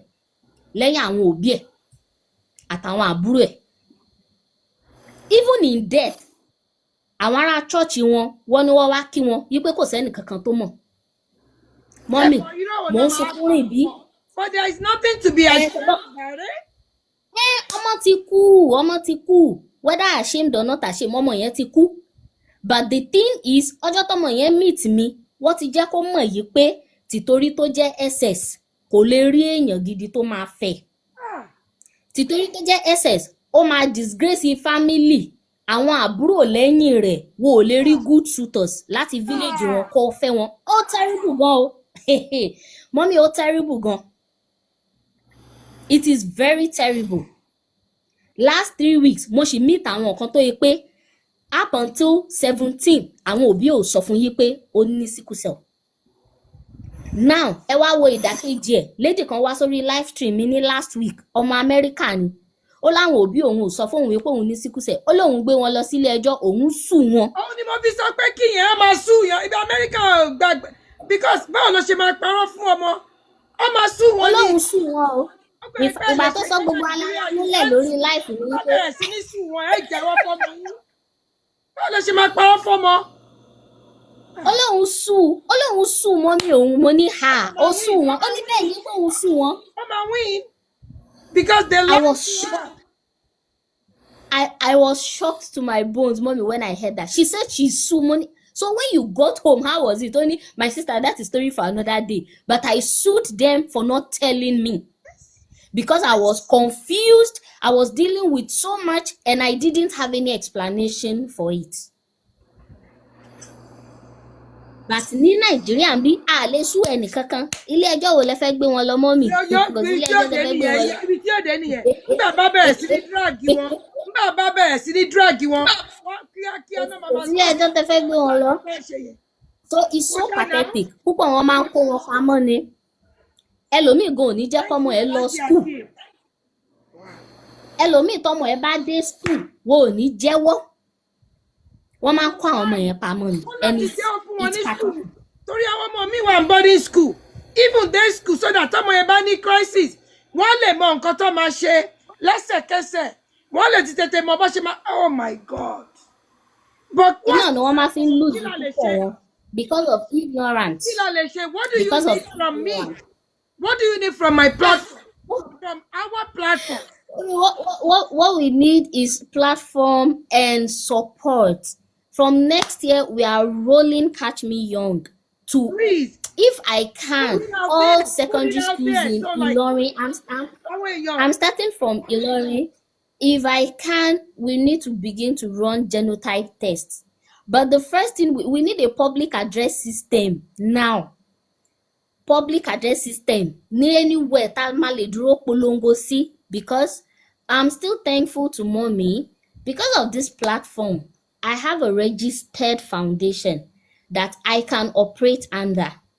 And it has lessened the burden because we can easily move into schools and seek consent. Yes. And this thing is a pandemic. See, it's kò kọyàn. Iná lèèyàn mọ bó ṣe ń lọ mọ́ mi. Kò kọyàn. Iná lèèyàn mọ bó ṣe ń lọ. Padà wá fún ẹni tó kọ̀yàn. Ohun tó dẹ̀ ṣẹlẹ̀ ń bẹ̀ ni pé àwọn kan máa sọ pé ṣojú pains yẹn lọ ni. Ojú pains lọ mọ́ mi. Nígbà tẹ́ bá bímọ tó yẹ pé gbogbo ọjọ́ ayé ẹ̀ ló fi ń jẹ̀rora. Àwọn èèyàn wà ní school, kò lè sí ní school. Àwa àkànṣe tẹ́ iṣẹ́, wọ́n máa lé wa kò níṣẹ́ tìtorí pé a lè cope. Ẹ tún ṣe tán ẹ fẹ́ lọ́kọ, ó máa di ogun. Àwa àkàn nílé ọkọ wọ́n máa pè wá lágbànú. Wọ́n máa sọ wá lóko tí ìyá àti bàbá ò sọ wá. Àwọn kan tiẹ̀ tún máa dà wálẹ̀. Kí n tó wá sórí life yìí mọ́ mi níwájú Ọlọ́run tí mi ní pè jẹ́rìí rọ́. Another warrior ni mò ń bá sọ̀rọ̀. Ọkọ tiẹ̀ náà ti lọ wá kalẹ̀ sílé. Ó ní kò tiẹ̀, ó ní tẹ́lẹ̀ ló ń sẹ́ndì nǹkan kan. Ó ní kò sẹ́ndì nǹkan kan mọ́ nísìnyí. Lady yẹn ṣẹ̀ṣẹ̀ sọ́jú. Ó ti bẹ́ síta òun wá. Ọkọ warrior tó bá wa warrior kalẹ̀, consent wọn pé ọkọ yẹn ìpè wọ́n ní ìyá kan. Àwọn ọkọ yẹn lèmi ò mọ̀ máa fọ́ ẹ̀pọ̀n wọn ni. One, because it takes two to tango. Ojú mẹ́rin ló bímọ. Nǹkan ò lè ṣẹlẹ̀ tán. Ẹ wá dàlú ìyá yẹn láyà. Already the woman is going through so much. Look at that. Àwọn ẹbí ọkọ náà wọ́n tún máa wá fún lórúkọ ẹlẹ́sẹ̀ òsì kó má ṣe kíní kan. Terrible. And you see, That's the woman's fault. in Africa here is very terrible, Àwọn ọmọ yẹn mommy. jogún In jíìnì ìyá Africa àti here bàbá is ni. very terrible. Because ṣé èèyàn ní wọn bá wí ni? Now, if you live with sickle cell, mama, so the financial burden láti live with sickle cell is crazy. It is crazy. Mommy, ẹ wò orí tébù tí mo wà ní. Ẹ wò kọ̀ǹténà ògùn mi. Owó náà fi máa rọgùn. Gbogbo Christ gbogbo nǹkan tó ń go through. Kò yí sí. Òun lélẹ̀. This is it. So if you don't have a family to support, all your life orí oògùn ló wà.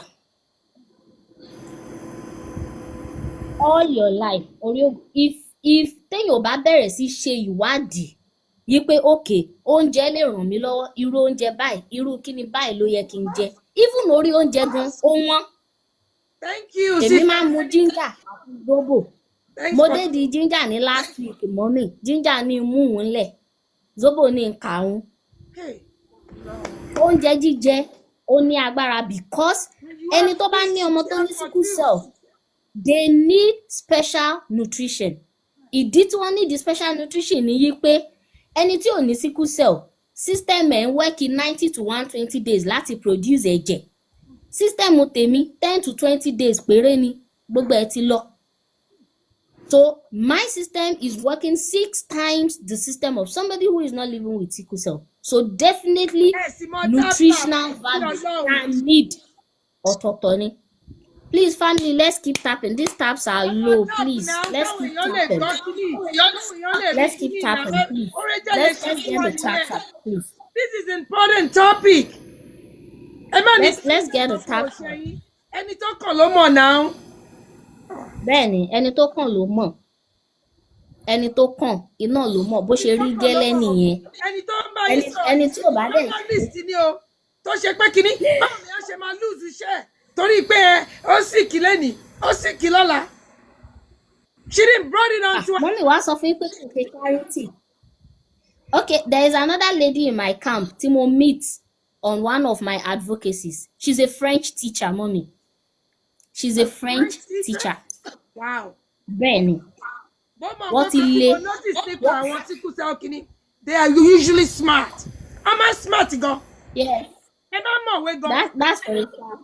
Yes, that's for a fact. I don't know, I can't explain why, but Ẹ tell me. bá mọ̀wé gan.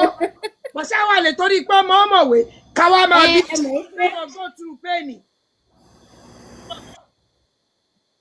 Kí ló fà ní ìwé tó mọ̀ okay, tó ní ẹ jẹ́ kí n sọ some of àwọn complications tí sickle cell lè fà. Sickle cell fọ́yàn lójú o.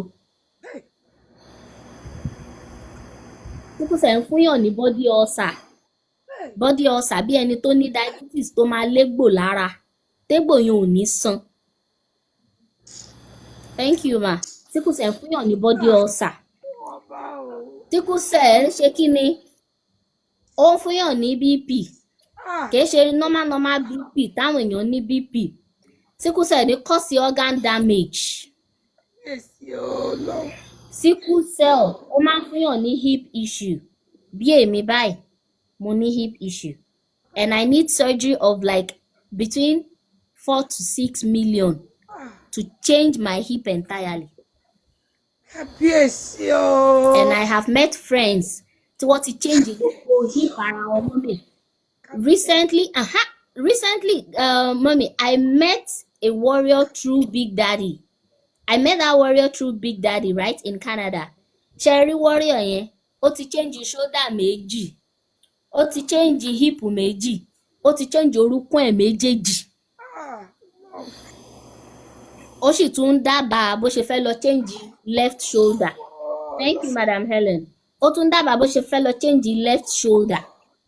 These are surgeries running into millions. These are surgeries running into millions. I have friends tó yẹ pé sickle cell ti fọ́ wọn lójú, ó ti wà nílé. Let's do genetic counseling. Ká many time a fẹ́ ká má kàn bí Ẹni tó ọmọ bá ní tó máa jẹ iná ni mọ́mí ẹ jẹ́ kí n máa sọ sẹ́rí. Èmi ò kí ń fẹ́ jẹ́ agent of doom. I don't like scaring people because I love to give hope to people, but I realize yìí pé púpọ̀ wo mọ implications ẹ̀ because àwa tá à ń go through ẹ̀ à ń bò mọ́ra. Last 2 Sundays, mommy, mo wà nínú crisis ń bí. Tí mo ṣe tó yìí, mo ń sun ẹkún bí èyí tí wọ́n lù mí. Mo ń sun. I sent my mommy out of the room. Nígbà tí mo lògùn tí ò ṣe mo gba abẹ́rẹ́ mo lògùn. Mommy ní lọ sí mo ní mommy overdose lélẹ̀. Ìgbà tójú wọn ò gbá mọ́, wọ́n ní lọ sí. I was just laughing. I'm like, kí n lo overdose? Overdose yìí ní implications o. Now, àwọn oògùn tá à ń lò yìí, ibì kan náà ni ó rán kan ó tún kan ṣe ká má sọ mí ó rán kan ó tún kan ṣe ká má sọ mí a whole lot of complications. Let's try to seek knowledge. Let's try to seek the best thing you can do. Tá bá ti bí àwọn ọmọ yìí, accept it and begin to find help. Don't live in denial. If you live in denial, you are not being fair.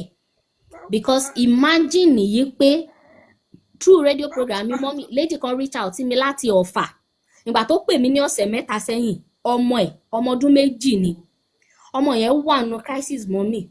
Ó dẹ̀ di ẹsẹ̀ mú báyìí nínú fídíò kan yẹn, mo sì ń bá ọmọ yẹn sunkún. Ìyá ẹ̀ tí wọ́n á jágbe mo ní ṣé ẹ gbádùn as in ṣé ẹ wà alright. Ṣé ẹ mọ ohun tí ọmọ yìí ń go through? Ẹ̀yin lọ labour pain ẹ̀ ń pariwo. Ohun tọ́mọ yìí ń go through ju labour pain lọ o. Kẹ́ ya fúnra yín ní brain. Kẹ́ ẹ rọra wá owó ẹ̀yin àti bàbá ẹ̀ báyìí. Kẹ́ ẹ dẹ̀ gbé kẹ́ gbọ̀nà hospital lọ kọ́ lọ tọ́jú ọmọ yẹn. Yes. He is just 2. He just started.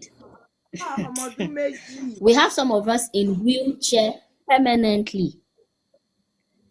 We have some of us on clutches permanently. The whole of last year myself, I was on walking aid clutches to assist me walk. Nígbà tó fẹ́ gbẹ̀mí ọ̀tá mi nílé ọkọ, kò sóko tí wò pé wọlé, wò lè ṣe kinní kan, àgbàná ni wọ́n. So many issues. So apart from physical pain, tí ẹ máa subject àwọn ọmọ yìí sí, mo máa ń sọ mo ní sí, there is a price to pay for every decision you take. Whether ignorant, whether emotional, whether sentimental. Mo dẹ̀ máa ń sọ o, àwọn òbí tèmi ń pay tiwọn o. At 24, wọ́n gbọ́ ọmọkùnrin àkọ́kọ́ wọn, wọ́n gbègbè. I'm 36, tí mo bá wúkọ́ kú lásán báyìí. Mọ́mì mi wọ́n máa róòlì, wọ́n máa tàkìtì ni. Mo sì ti bímọ 2. So kò easy. Ìjẹ́ mọ̀ pé ni tó ń bá It yín is sọ̀rọ̀ not yìí. easy. Ọkọ ẹ mọ̀ pé kí ni ó mọ̀ o. Ó sì dá ọmọ lù láyà. Ó sì dá ọmọ lù láyà ó dẹ̀ fílẹ̀ ó dẹ̀ lọ. Look at that. Ṣó wá wọ̀ tiẹ̀ pé kí ni ọkùnrin kan tàn wá. This thing is not even funny right now. I have a lot. I have a lot. In fact, if it won't choke me dé mommy, mo need láti ṣí WhatsApp group fún wọn. Ìgbà míì tí mo bá jí látàárọ̀ dìrọ̀lẹ́ mo lè má jẹun. Everybody is calling me with their problems because people are going through a lot, but they are not bold enough to come out. So the few of us that are bold to come out, they will reach us to ask for help. People don't really know about this thing. Even àwọn tí wọ́n ń tọ́jú wa ní hospital gan, ó sì ní ibi tí wọ́n mọ ìmọ̀ yẹn dé. Because globally, wo fún kíní ní concentration to need. Kò sí decentralized form of awareness kankan. Àwa tí gbogbo wa jókòó ní kọ́nà àwa tá à ń create awareness. Some people like they call him pé ó kàn lo drug, ó kàn fẹ́ máa lo drug, ó fẹ́ máa lo drug. Ta lóhùn kó kàn máa kó oògùn jẹ. Mọ́mì ṣé bí kan ni mo fi hàn yìí? Àbí kankan lélẹ̀? Nígbà tí mo bá ka gbogbo eléyìí tán sọ́wọ́, ṣé kò ju tábìlẹ̀tì 20 lọ? Àbí ẹni tó bá wà bí tó bá ti dé General Hospital Nàìjíríà. General Hospital jẹ́ bí Sheraton Hotel. Tí wàá jí tí ní General Hospital ló kàn tí mo fẹ́ sùn, yàrá mi ò tó mi sùn. But you see, because of what the disorder subject has to, ó máa ń fa late development fọ́mọ mi. Ó máa ń jẹ́ kọ́mọ mi tọ̀lé o. Ẹ jẹ́ kí n sọ, mo ti gbàgbé. Ó ń jẹ́ kọ́mọ mi tọ̀lé. Bẹ́ẹ̀ ni, ẹlòmíì inú wa máa tọ̀lé títí di 17. Ẹlòmíì máa tọ̀lé títí di 20. Síkúsẹ̀ ń fà á o. Ẹni tó bá lọ́mọ ńlé tó jẹ́ síkúsẹ̀, ó ń jẹ́ kẹ́lòmíì jẹ chalk. Èédú tí mo ṣe dàgbà tó yìí tó bá mú mi báyìí, tí mo bá mú èédú báyìí, bí bisikíìtì ni, anemia ló máa ń fà. Shortage of blood, iná ló máa ń fà. Wallahi, I'm gonna continue to do everything within my power to support this. I'm gonna continue doing everything within my power to support you. And I'm imploring other people. Yeah. Ẹ dákun, she started now with going to school. Láti lè máa jẹ́ kí àwọn ọmọ kéékèèké kán mọ̀ nípa genotype wọn. Ẹ mọ̀, ẹ má jẹ́ nǹkan yìí wà preventable. Ẹ má jẹ́ ká bí ọmọ sáyé fún ìyà jẹ.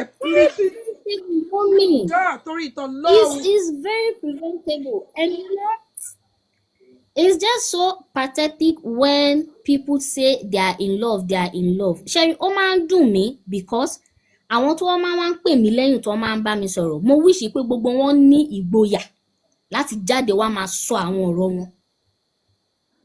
If you don't mind, sometimes I'll bring my radio program. I'm plan láti extend the radio program yẹn náà if we get sponsorship. They prefer to talk anonymous, faceless, because people are scared. Láì jẹ́ pé Tẹni tó bá fà lọ, tá bá fà bọ̀. Jẹ́ kí wọ́n jalè, it's not even their fault. Àwọn òbí, genetic òbí. Mommy. Ẹ̀dá àkọlẹ̀ bí fáwọn ọmọ yẹn. Ẹ tún máa tọ́jú wọn pamọ́ for what? Gbogbo I love you, mommy. Obìnrin ló máa ń forí fa. Ìyá tèmi tí ń kó wa kiri nísìnyí ó ti fẹ́ tó 20 years. Ara ilé yìí náà lọ. Iná lèmi máa ń sọ o. Ẹ yára one brain. Then let me quickly talk about àwọn misconceptions kọ̀ọ̀kan tí àwọn èèyàn máa ń ní nípa àwọn tó ní SS. Ṣẹ́rí sickle cell ó máa ń fa nǹkan púpọ̀ o. Ẹ máa rí tó yẹ pé àwọn kan nú wa oṣooṣù lẹ́lòmíì ń gbẹ̀gẹ̀. Oṣooṣù báyìí ni wọ́n ń gbẹ̀gẹ̀. Tẹ́ bá wà ní abroad, insurance cover yín, ẹ lè gbẹ̀gẹ̀ free. Ṣùgbọ́n tẹ́ bá wà Nàìjíríà, ẹ ra pint ẹ̀jẹ̀ 50,000, 60,000 bá ṣe ra pint ẹ̀jẹ̀ nu. So ẹlòmíì gba transfusion because of bí system yẹn ṣe ń ṣiṣẹ́, a máa ń ṣọ́ọ̀tì healthy red blood cells. Now, healthy red blood cells yìí, òun ló ń gbé oxygen kiri gbogbo ara tára fi ń ṣiṣẹ́ dáadáa. Òun ló ń gbé ẹ̀jẹ̀ kiri gbogbo ara tára fi ń ṣiṣẹ́ dáadáa. Now, fún ẹni tí ò bá ní SS, red cells ẹ̀ máa ń live between 90 to 120 days. Fẹ́ni tó ní SS, 10 to 20 days péré ni. Péré. So, Kí ẹni lẹ tí ò gbogbo àwọn ọjọ́ tó kù 10 to ńkọ́? 20 days ni. Gbogbo àwọn ọjọ́ tó kù system yẹn máa fi ṣiṣẹ́ ni. So iná lẹ fi máa rí tó yẹ pé ẹnìkan sọ pé blood tonic ń kọ́. Now I'll move to blood tonic. Thanks for that question. Blood tonic can only aid you for a certain period of time. And it is not all blood tonic sickle cell warriors can take. Lẹ́yìn histamine, mi lè recommend anyone because ohun tó bá ti ní iron nínú kò dá fún sickle cell warrior. Any oògùn tó bá ti ní iron kò dá because system wa máa ń produce iron. Tìtorí tó yẹ pé àwọn red cells yẹn máa ń tètè ń kú. Tó bá ti kú, ara ohun tí wọ́n máa ń filẹ̀ sára iron wà ń bẹ̀. So kẹ́tún wá lo oògùn tó ní iron, ó máa ń fa ohun tá à ń pè ní iron overload, another wàhálà tún leléhùn. But most of the blood tonic ta ní níta iron wà ń bẹ̀. Ẹ jẹ́ kí n sọ o because àwọn ìyá sickle cell kan, mọ́mì ẹlòmíì máa fọmọ ní oríṣi blood tonic 4, ẹ̀ ń kó bá wọn ní ẹ̀ ṣoore kankan fún wọn o. Ẹ̀ ṣoore kankan fún wọn. Tẹ́ bá máa pàdé hematology tó máa prescribe blood tonic fún yín, ó dójú ẹ̀ ó ní ohun tí wọ́n fẹ́, wo ò dẹ̀ lè prescribe ju. Tí mo bá ka blood tonic tí ò ní iron, lẹ́yìn histamine tí mo mọ̀, mo fẹ́ lè má mọ ìmí. Because púpọ̀ wọ́n ní iron. So iron is not good. Please, let's have that at the back. Iron is enemy for a sickle cell warrior. Gbogbo àwọn multivite tó ní iron yìí kò dá. And some people Kò don't dá. not even Tá bá lò ohun tó máa ṣe ni pé ó máa overload the liver àti kidney wa. Because already liver àti kidney they are burdened with breaking down àwọn cells tó ń tètè ń kú yẹn. So iná lẹ máa fi rí pé ẹlòmíì tí liver ò bá function dáadáa mọ́, ẹ máa fi rí pé ibà pọ́njú pọ́tọ̀ jaundice máa set in. Jaundice máa set in. So jaundice is a very big sign of sickle cell.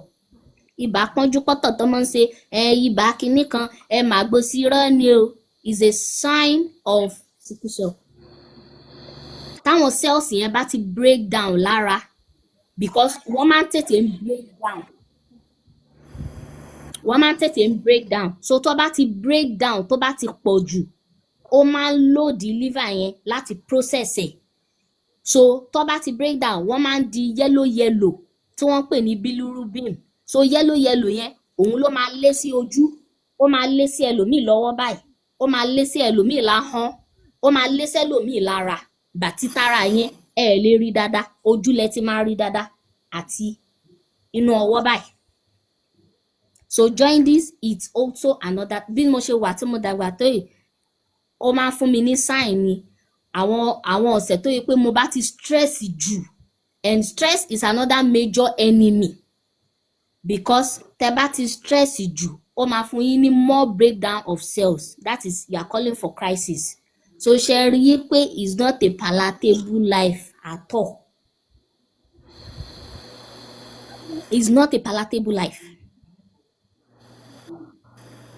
So tó bá ti ń ṣẹlẹ̀ bẹ́ẹ̀ tèmi bá ti jí mo máa ń wo ẹyinjú mi, èyí tí mo bá ti rí pé ó ti pọ́n tí mo wo ìtọ̀ mi tó ti over pọ́n mo ti mọ̀ pé mo ti ń kọjá àyè mi díẹ̀díẹ̀ máa slow down. So when you begin to grow tẹ́ bá ti mọ bí ara ṣe ń ṣiṣẹ́ tó ti téèyàn ti bẹ̀rẹ̀ sí mọ̀ pé okay nǹkan tí mo bá ṣe tó ń fa nǹkan lélẹ̀ ohun tí mo bá ṣe lélẹ̀, you begin to know how to manage yourself. It now brings me to another ìpele. Ẹ máa gbọ́ tí àwọn doctors àbáwọn nurses wọ́n máa sọ fún àwọn sickle cell warrior míì yìí pé tó bá ti pé ọdún kan ó yẹ kó outgrow ẹ̀. Irọ́ ni o. Irọ́ ni o.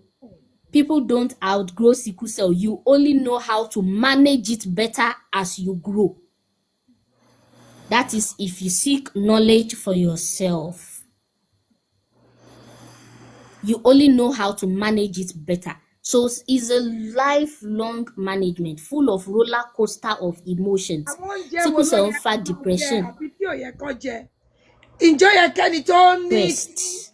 Oh God, ó ti mommy. wáyé. I was Ǹjọ́ yẹ kó máa mu ọtí? Àbí kò matter?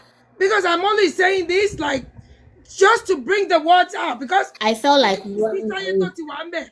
Báwo ló ṣe lè manage ayé ẹ̀ láti lè má gbégbé ayé like ìnira àbí kó díẹ̀ ní ara ẹ̀ kó dá légbodò? Àbẹ́ ẹ̀ tún nírú question wo lèmi béèrè? Does that now good question? Kí ni ẹ ti freeze? mo máa ń fẹ́ okay. Can you hear me, Yes, mommy? I can hear you now. Mo ní ṣe good question ni mo béèrè. Mommy, can you hear The me? question yẹn ó dàn.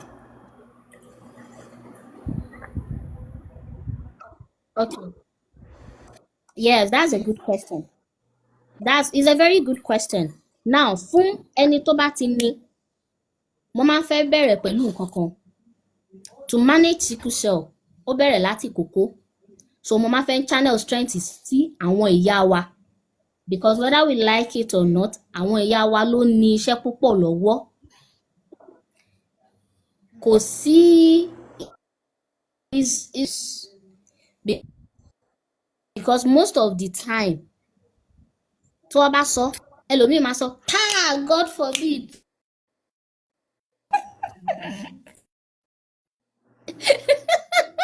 It's always funny.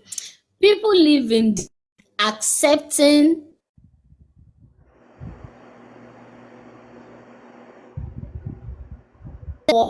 ahead from there.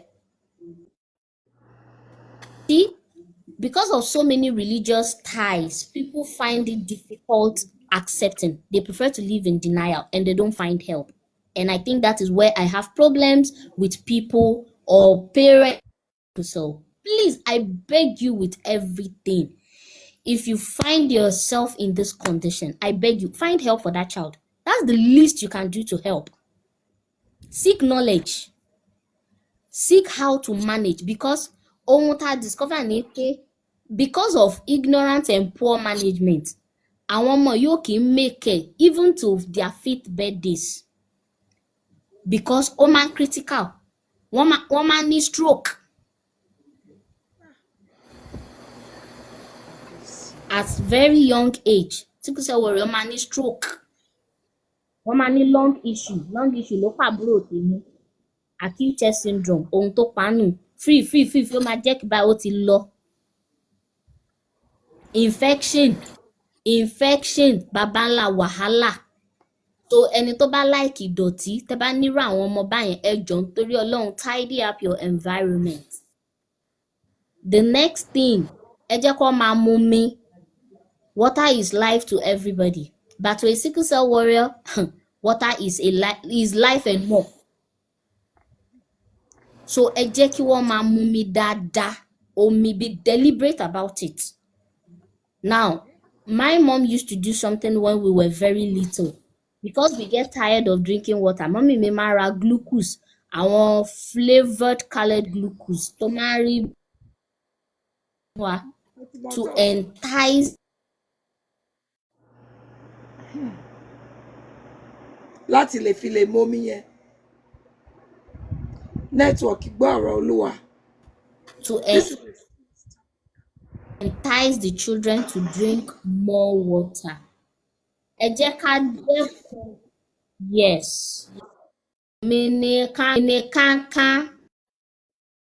If you are not doing their organs well because already the whole system is working 5 or 6 times than normal. So you are not doing them any good. You are actually over-laboring the organs. So let's watch it out for processed foods.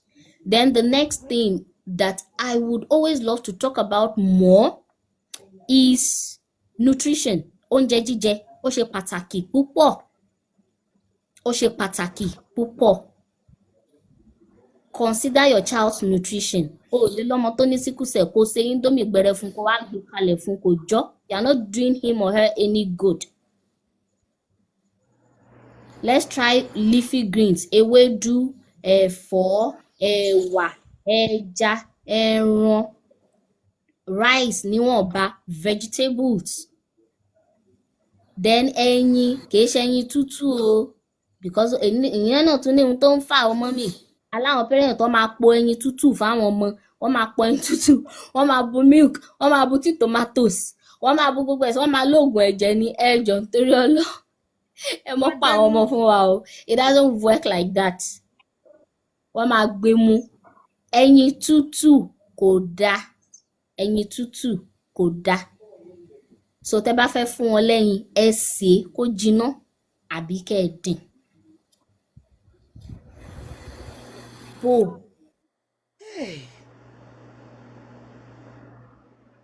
Ginger, yèrè wa kéékèèké tá a máa fi dáná yìí, gbogbo ẹ̀ ó wà very medicinal and helpful. Àwọn alternative kìíní tèmi ń lò iná nìyẹn.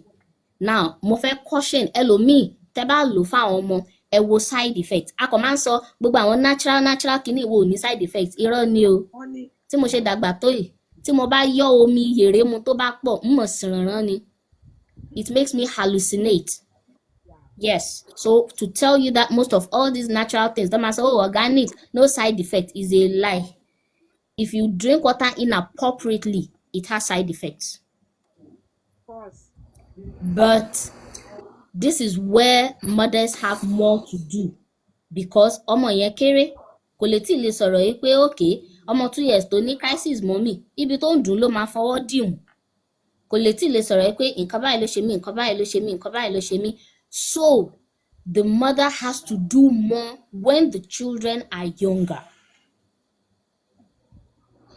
I thank God for my mother all the time. Àti kékeré ni mọ́mì ti máa sọ pé tẹ́ bá dé school ẹ mọ́ fẹnu bò tí kankan bá ti ṣe yín tó bá ti gbé dé anywhere the first thing you are telling them is please I'm a sickle cell warrior who know how to help me. Don't keep short. My parents taught me that and it has helped.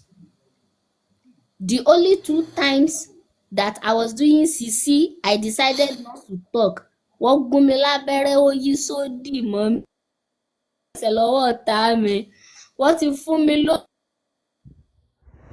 tó ti yí sódì because kìí ṣe gbogbo oògùn ló máa ń bá wa lára mu. So at least I'm thankful for that thing. My parents tried. My mother, oh God bless her. Any fruit tó bá ti wà ní season ni mommy máa fi ṣe juice fún wa. Any fruit, carrot o, watermelon o, my mommy will blend everything and put it together. You will drink it. So for a very long time, gbà tí mo fi ń dàgbà, gbogbo àwọn mineral nu go, mineral nu kinní kan, àmọ́ mu nílé wa. My mommy used to call them poison until tí mo jáde kó nílé. Ni mo ṣe tó mọ̀ pé kì í ṣe poison because ohun tó máa fi ń ṣẹ̀rù bà wá nìyẹn. So yeah, tó bá kọ wá even festive period, ó máa expire sínú ilé wa ni àbí kí mọ́mì kó kọ́ lọ kó tọrẹ. Àmọ́ mu until tí mo dé university kí n tó máa dá mu Fanta àbí Coke. Because she would always tell us it's poison. So we got used to that thing. Any fruit tó bá ti wà ní season ni mo actually worked on it. Soya milk, mommy ma fún soya milk fúnra ara wọn fún wa. She was deliberate about it. She was really deliberate. So I would urge you, be deliberate about it. Ẹ fi kọ́ ọmọ yẹn. Then nǹkan ẹyọ kan tí mo tún wá fẹ́ sọ tó mọ́mú nígbàyà mi gan, ṣe rí àwọn òbí tí wọ́n ní àwọn ọmọ SS mọ́mì. Púpọ̀ wọn ò kí ń tọ́ wa dáadáa o. Nítorí ìbẹ̀rù yìí pé àwọn ọmọ yìí nǹkan máa ṣe wọ́n kì í ṣe yín o. When you teach your children and they know their limits, we can do just anything. We can only go at our pace because we are not in competition with anybody. Exactly. People can be going at their own pace, but because of the way my own system works, I can go my own pace. Okay. Because ó máa affect the development fọmọ mi. Èmi báyìí kí n tó bẹ̀rẹ̀ sí ṣe nǹkan oṣù mo fẹ́ pé ọmọ 18 kí n tó rí nǹkan oṣù mi. Fún àwọn ọkùnrin náà, àwọn ọkùnrin míì máa ń ní crisis lórí nǹkan ọmọkùnrin wọn tó yẹ pé tí wò bá manage dáadáa ó padà máa ń pa nǹkan ọkùnrin tí ò lè dọmọ. So àwa ìyá iṣẹ́ pọ̀ lọ́wọ́ wa. Iṣẹ́ pọ̀ gidigidi lọ́wọ́ wa. Last month somebody was telling me about a warrior. Ó ti ṣe ìyàwó, ó ti ṣe everything. Kò gbọ́ pa, kò gbọ́ pó. Wọ́n ti dé UK. Ìgbà tó lọ ṣe test ni wọ́n ti rí pé kíní yẹn ó ti render rẹ̀ impotent because wò ó manage ẹ̀ dáadáa.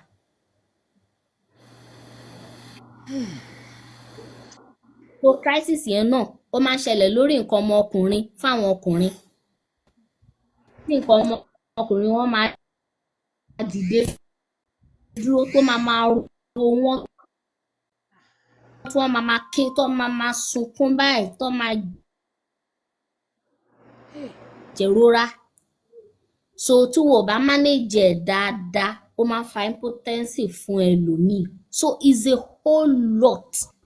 Kò síbi tí sickle cell lè affect. So far as tẹ́jẹ̀ bá ti ń lọ síbẹ̀ ó lè affect ẹ̀. So far as tí ẹ̀jẹ̀ bá ti ń lọ síbẹ̀ ó lè affect. Ṣé eléyìí ò tó kéèyàn bá ti rí pé ẹ̀kan tí mo fẹ́ fẹ́. So bíi titi hip tí èmi bá fà báyìí ìgbà tí mo fi lóyún ti iṣu ẹ̀jẹ̀ ò débẹ̀ me on norms. I walk I limp. I was on walking aid because I couldn't walk properly. Pregnancy made it worse and it needs surgery and I don't have the means for surgery. My parents don't have it, so I have to manage.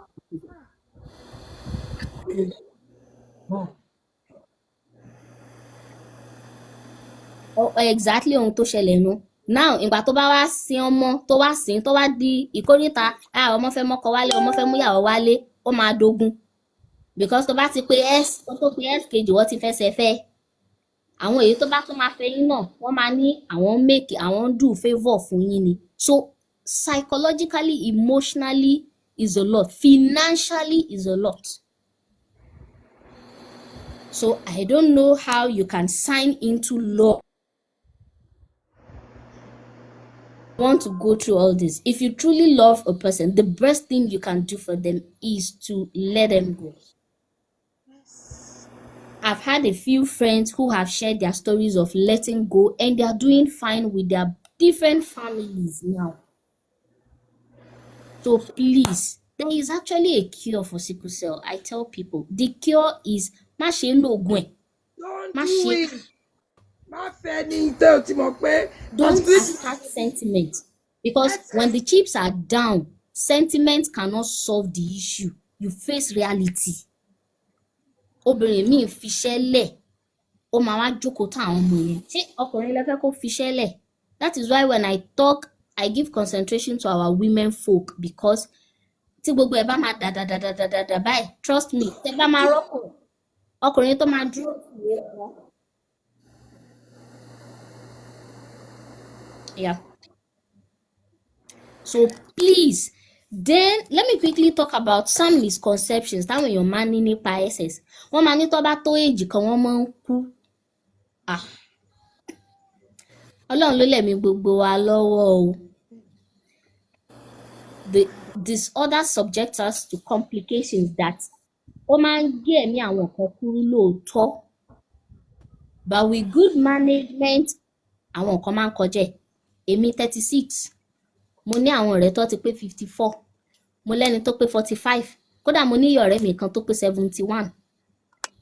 So with good management, but good management yìí ó ní ohun tó bá dé.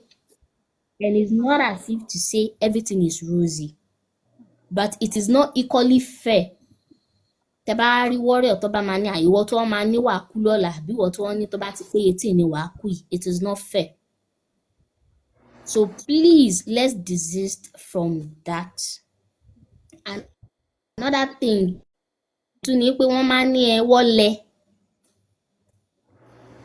If you live with sickle cell, ó máa ń jẹ́ kó rẹ̀yàn o. Ẹ kàn máa jí nǹkan kò ní ṣe yín, ó máa rẹ̀ yín. Ẹ wò, ó máa rẹ̀ yín bí ètò ọlù yín.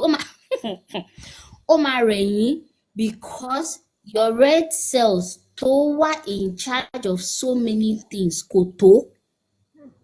Òun ló wà in charge of àti máa fún energy kò tó. So normally ó máa ń fa rírẹ̀ fún ẹlòmíì. So ẹlòmíì tí ò bá mara gbé, tí ò bá mọ bó ṣe máa tọ́jú ara, wọ́n máa ó lẹ kò ní mọ̀ bó ṣe fẹ́ package ara rẹ̀.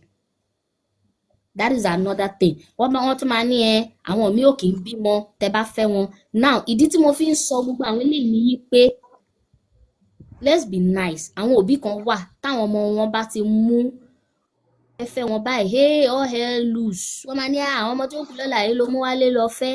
Nígbà tẹ́ ẹ̀ bá ní kó fẹ́ wa, ṣé ká mọ jókòó táwọn ìyá wa nílé ni? Táwọn bàbá wa ní kó máa fẹ́ wa ni kò dáa. Àwa tá bá jàjà lọ náà, because of societal issue, we face a whole lot of problems. Some of us talk, some of us don't talk. Àwọn míì kú síbẹ̀ títorí they want to stay married. Kò dáa. It's not good.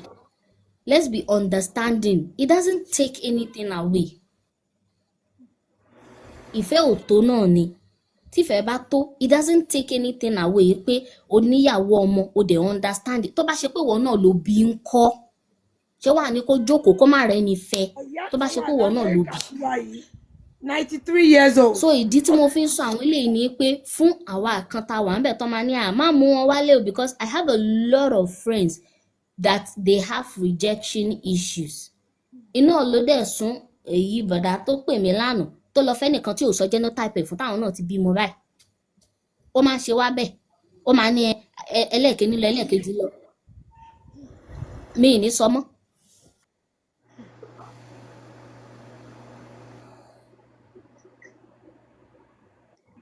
So with good management, please, we live long.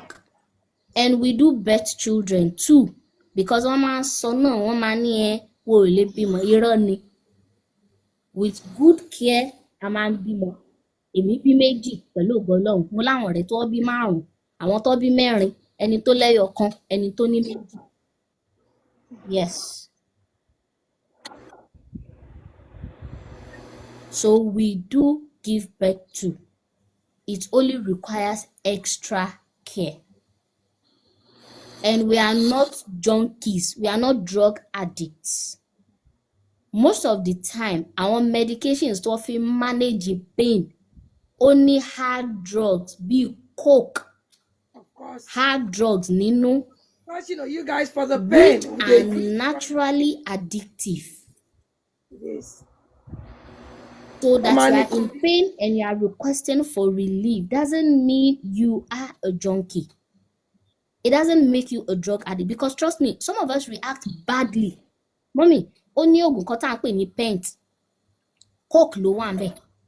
Tí pain bá yí sódì tó bá yí sódì, tí mo bá gbà, ìgbà tí pain yẹn bá máa fi subside, tílẹ̀ bá máa fi mọ́, ó máa dàbí ká ní wọ́n lu drum lórí mi.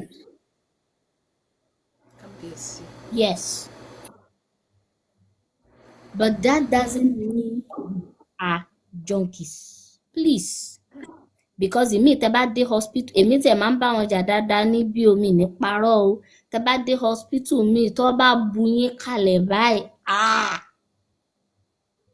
Ìwọ yìí wàá mọ̀ wá tún máa gún ààrẹ lábẹ́rẹ́ nílé, àwọn onímọ̀kúmu, àwọn oníkinní kan. Please, is hospital a 5-star hotel? That I will just wake up and say, is hospital, I want to sleep today. Condition I make crayfish bend though. Hospital is not a 5-star hotel. I've not been to hospital abroad, but the hospital in this our Nigeria in general is not a 5-star hotel. That I'll just wake up and say, today is hospital, I want to sleep. But because of the way we are being treated in some of these hospitals are usually the last option for a warrior, unless tó ń tàn sọ ìbá ti.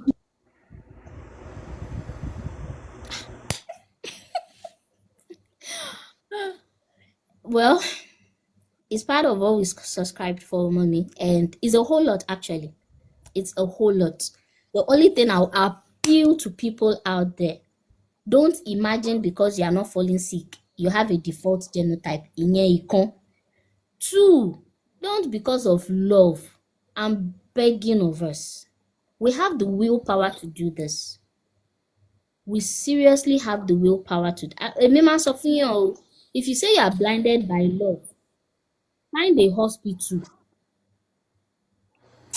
Kò sí kó dé emergency, kò má rí warrior kankan níbẹ̀ tó ní crisis. Just do excursion. Tọ̀ lọ sí hospital, lọ sí emergency. Tó bá ti débẹ̀, ìwọ béèrè, ó rí warrior tó wà ní crisis, terrible crisis tó wà ńbẹ̀. Ìwọ wá wo ohun tí wọ́n ń dojú kọ báyìí, kó wá bá àwọn òbí wọn sọ̀rọ̀, kó wá jókòó, kó fi rora rẹ wò bóyá that's the kind of life you want for yourself. At least most of us have not seen warriors in pain before. Most of us have not seen. Àfi ẹni tó bá ní wọn lẹ́gbẹ̀ẹ́, àbẹ́ni tó bá ní wọn nínú family. But just try, go to the hospital. Mo lọ́gàá mi kan bẹ́ẹ̀ tó sọ fún mi, mọ́mì, ó lóun àti ìyàwó òun ti kọ́ọ̀tì fún 6 years. Ọjọ́ táwọn lọ gba genotype test àwọn ní hospital tó jáde pé AS làwọn méjèèjì. Hospital làwọn ti ń ké. Dókítà tó fáwọn ní test wá pé àwọn ní ẹ wo bàbá tó wà lọ́ọ̀kan o. Wọ́n ṣẹ̀ gbé ọmọ rẹ̀ kan ṣẹ̀ ṣaláìsí ni.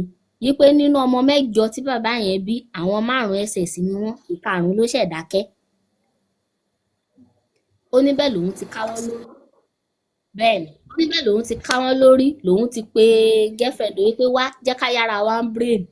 And that was how they parted ways. And today they are both married happily. They are free to call each other. Is that not enough than ẹ wà nílé ẹ di cat and rat? The tension in the house, even if the man stays beside you. Ṣé ìgbà tọ́mọ bá wà ní crisis lẹ́fẹ́ mọ́ ṣe love? Àbí tọ́mọ bá wà ní hospital tí wọ́n yà ń sáré kiri lẹ́fẹ́ mọ́ ṣe love? Ó lẹ́yìn o. So please and please, see, this pain is not something I would wish for my enemy. Ọ̀tá mi. Mi ì lè jí kó ló ṣe nǹkan fún mi kí wọ́n á ní àwọn tí mo fẹ́ fi kàn ẹ́ lélẹ̀. Because it's terrible.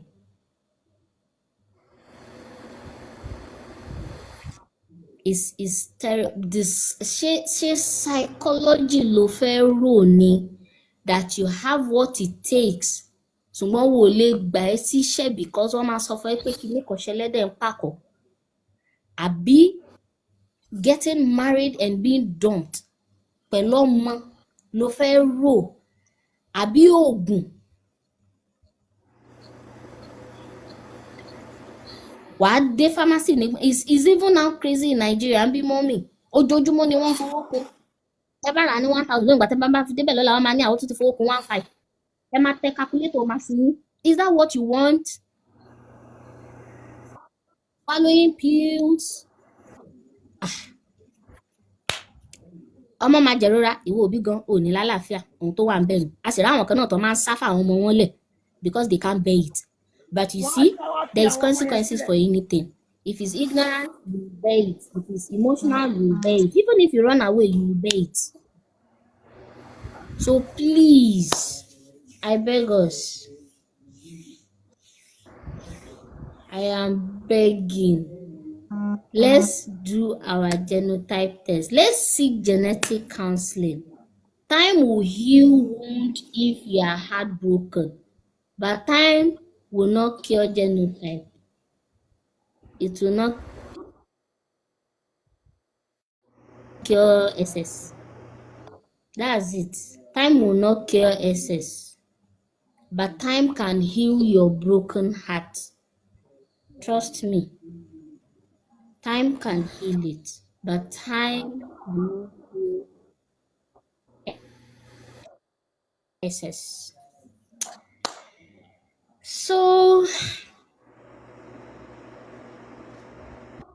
with this viewpoint of mine, I think I've been able to convince us and not confuse us. And I also seriously appeal from anywhere you are watching us, whatever you can do to support our cause. You can look for Oba O Sickle Cell. That's the official account for the foundation. And I'm so thankful because if not for Mommy Alesh Star TV, oh my God. I met Mommy Alesh when I had given up. Let me tell you how I met her. I met her when I was just sacked from my job. Not because I couldn't. Like, I'm so teary now because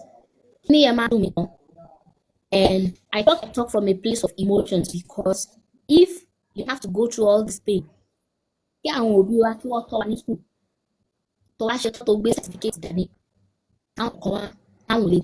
because you live with condition and they tell you it is not a charity organization. It can really be heartbroken when you have needs to cater for. It can really, really be heartbroken. I was broken. I was at my lowest. I was facing marital issues. I was facing a lot. And to make everything worse, I woke up to a sack letter on the 14th of October last year. I would never forget. Not knowing when the next meal for me and my kids would come from. I suffered. I really suffered. In pain, I gave up because I was depressed. I had everything to live a better life, but I was denied because I live with a condition called sickle cell. I was denied love. I was denied marital bliss, and I was still denied a job. Not because I didn't have what it takes, but because I lived with sickle cell. You can't imagine how hard that is. You can never imagine how hard it is for most of us. Yeah, I have friends that are 40, 45. They're not married. They don't have children. And people started looking onto me that, Tayo, you even have two. And I woke up that day in November and I said, I'll download TikTok and I'll make sure anybody who would hear me would hear me. I'll talk to anybody who can hear me. Even let them not hear me. Even if it is one person, I would be the voice to the voiceless, the people of my kind who are so scared and timid to come out. and I came out in November. And that was how I met Mommy. I met Mommy through her senior brother, who is my godfather. And she just said, you know what? She gave me this kind of platform on her blue app, that is the Facebook, handedly, single-handedly, even when somebody promised and failed with a heart of gold, gave me purpose, set my foot on the path of destiny, and I would forever be grateful, Mommy. It might not be an easy journey, but I wake up every day, even days I go hungry with my children. But I get call from a warrior who tell me that, we warrior, I saw one of your video and it helped me and I'm happy. I'm filled. I will sleep fulfilled. Even if it is preventing one person from not giving birth to somebody to suffer what I suffered and what I'm suffering. So please, beyond everything that we have said, this thing goes beyond what you think it is. It does. It goes beyond what you think it is. I'm sitting down here now. When I stand up, I'm paying the price because I can't sit long. But when I come out, I pay the price. I will pop pills after this because I want to be fine, because I want to have a sound sleep. That is not fair. That is not a life I wish for. So please, let's check our genotype. Let's seek genetic counseling. Please, I beg of you. I beg of us. You don't know how this can be hard. I have two young, beautiful girls, and they think taking medicine is normal because they see mommy taking medicine all the time. They think walking with a walking aid is normal, and they create walking sticks for themselves because mommy limps. I can't explain that to them yet.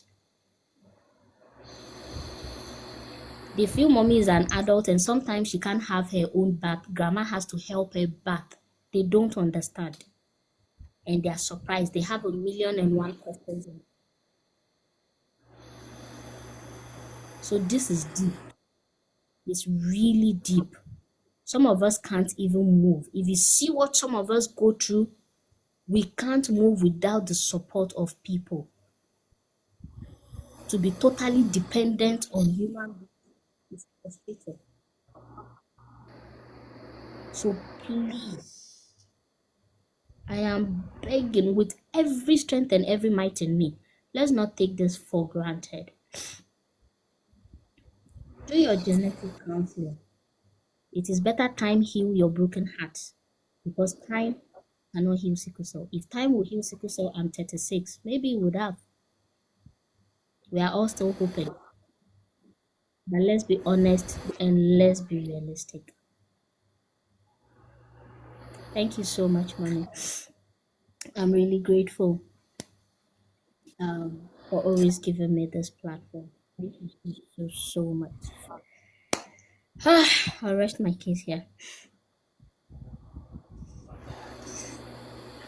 I said I'm gonna talk. The word failed me. I guess this has to continue. So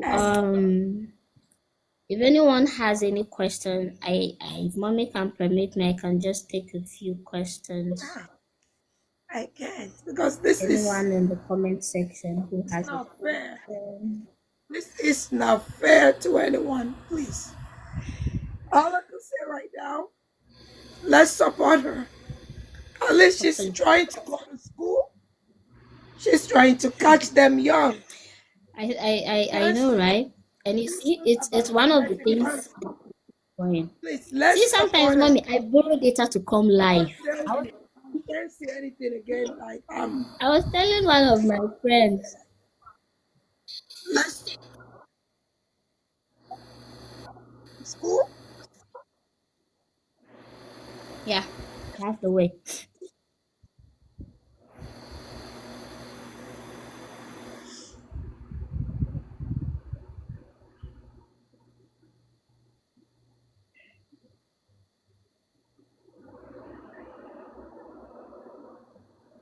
I love you.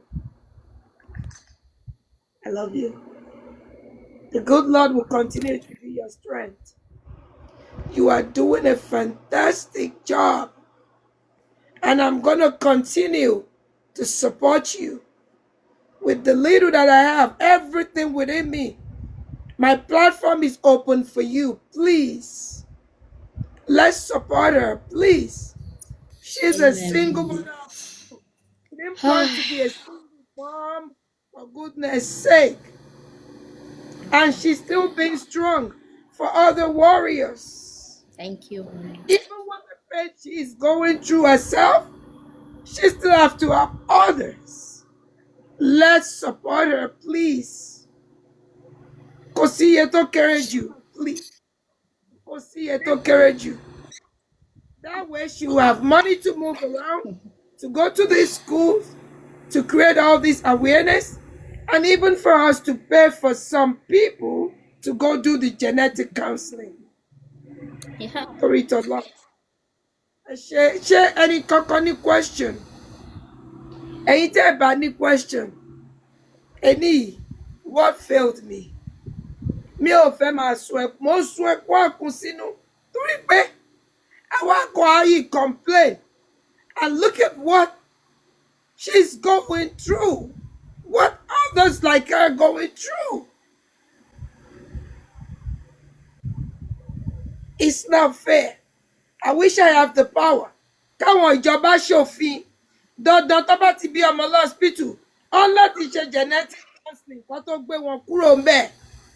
Then kó tún ṣòfin kó máa béèrè kíní blood type àti genetic kíní àwọn èèyàn kó tó marry wọn kó tó so wọn papọ̀. This thing, preventable. We could prevent this story alone. Please, let's do our part. Tell a friend to tell a friend. Any káwọn pastors yìí kó má mislead àwọn èèyàn. Any káwọn imams yìí kó má mislead àwọn èèyàn. Any káwọn babaláwo yìí kó má mislead àwọn èèyàn. Please, nǹkan kan ò ṣe change. Please, the only way láti lè fi prevent ẹ má jẹ́ kó fẹ́ra wọn. Period. Ẹ bá mi support, please, torí t'Ọlọ́run. Let's support her. God bless every one of you. Mi ò fẹ́ kúkúmú lójú nítorí mo ti sunkún sínú. Eléyìí ó break out me. And this is not the end of it. We're going to keep coming to talk about this. We need to create more awareness. The more, the merrier. Please, let's support the warriors. Some of them don't even have money to buy medication. Some of them don't. She lost her job. She didn't lose it. It's not like she didn't want to go. Don't discriminate against her. Oh, the lọ́mọ méjì lọ́wọ́. Look at her what she's going. She lost Medication. medication. Medications, mommy. Let me tell you. Let me tell you what. Mommy, let me share something that is funny, right?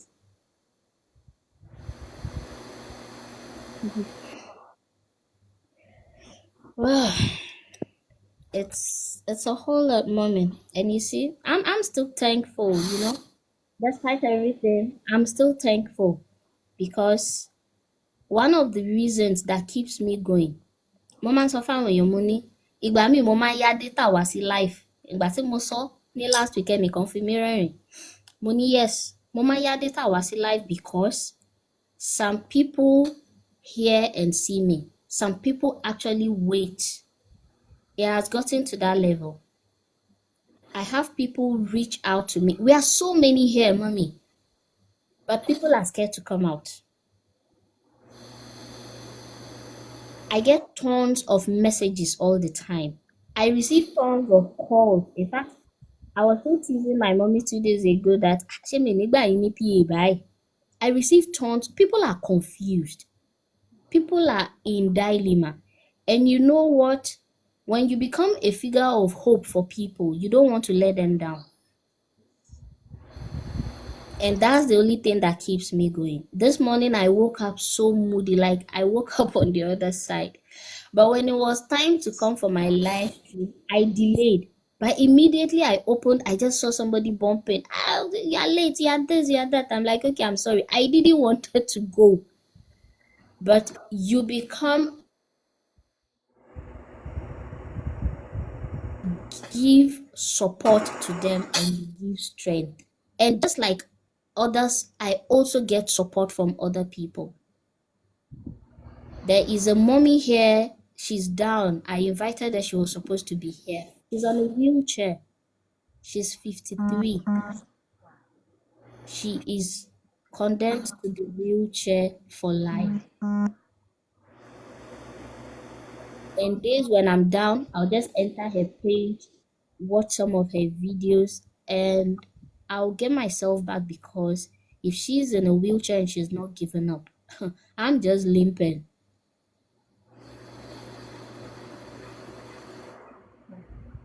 I don't have any reason to give up, trust me. And I say it all the time. There is nothing I can ever do to immortalize my late brother, because he is also a victim of this. That young man died at 24 with a whole lot of potentials. Where is local and state? Well, it's unfortunate because we don't have any centralized form of awareness. The only means of awareness you find is people like me living with the disorder who have decided to be voices for ourselves. Government is really doing so little to nothing. In fact, they are part of adding to our problems. Let me say it like that, in Nigeria here. And it's so pathetic.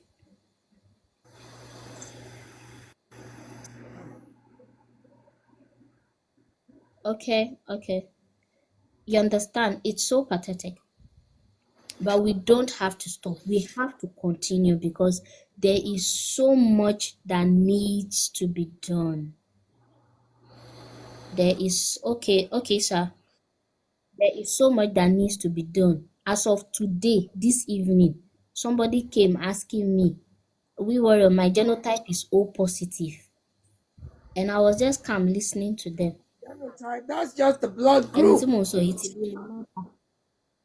Blood group ló pè ní genotype. We are in 2024. Ṣé màá bínú ni? No. Ṣé mo fẹ́ pa jẹ ni? No.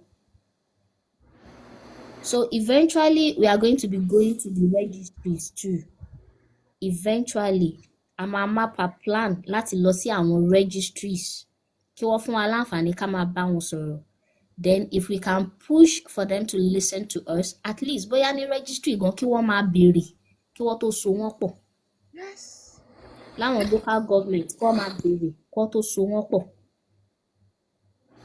But the whole thing is àti kéékèèké tí wọ́n bá ti mọ̀, it saves a lot of issue. That's it. Before you are falling in love, kí sentiments tó wọ̀, o ti mọ̀ yìí pé eléyìí kò mú, because àwọn míì wà mọ́mì àti school ni wọ́n ti máa ń fẹ́ra wọn títí tó fi máa tẹ̀léra wọn kiri títí tó fi máa padà wá fẹ́ra wọn. Wọ́n ò dẹ̀ ní béèrè, wọ́n ò ní mọ̀. But láti school tá bá ti ń sọ fún wọn, tọ́lọ́run fún wa lórí ọ̀fẹ́ àtàǹfààní láti máa ṣe test yìí fún wọn. They know. Kó tó di pé wọ́n máa bẹ̀rẹ̀ sí ṣe I love you, mo kọ love letter. My genotype is this. In fact, the doctor who comes to my group said, I would suggest we even add it to our way of introduction. My name is so. My genotype is this. Can I they could be doing it before the kid. Tell about bímọ hospital. You know, like kó ṣe kidney blood group and the genotype. Ó ti máa wà nínú birth certificate. What? Mọ́mí, ìjọba yí pé kó máa ṣe ní bí wò ó ṣe ni. Ìjọba ní kó máa ṣe ní bí wò ó ṣe ń gbà. Oh. In fact, it's a law, it's a legislative law ní Nigeria bí o. Wọ́n ti pass it as law. But ìgbà tí ìjọba ò bá gbé ohun tó yẹ kó fi ṣe lẹ̀, àwọn náà ṣe mọ́. Wọ́n ò really ṣe mọ́, kò really fẹsẹ̀ múlẹ̀ mọ́. So àfi òbí tó bá fẹ́ ṣe. Because at least ìgbà tèmi bí àwọn ọmọ tèmi ní hospital ìjọba, wọ́n gbowó, mo dẹ̀ ní kí wọ́n ṣe. then ẹ máa rí èyí tó máa ní ìgbà tọ́mọ yẹn kéré wọ́n ṣe ó yàtọ̀ sí ìgbà tọ́mọ dàgbà ó máa ń wà bẹ́ẹ̀ táwọn ọmọ bá kéré tendency àti really get accuracy ó máa ń slim nígbà míì bóyá ṣe because of mistake ní something jàre tá kò máa sí ẹ̀ jàre bóyá laboratory tó lò they made a mistake wà nǹkan kan wà tó ń pè ní fetal hemoglobin tó wà nínú àwọn ọmọ okay. so laboratory tí ò bá múnádóko wọ́n lè mọ̀ yàtọ̀ síra wọn. Okay.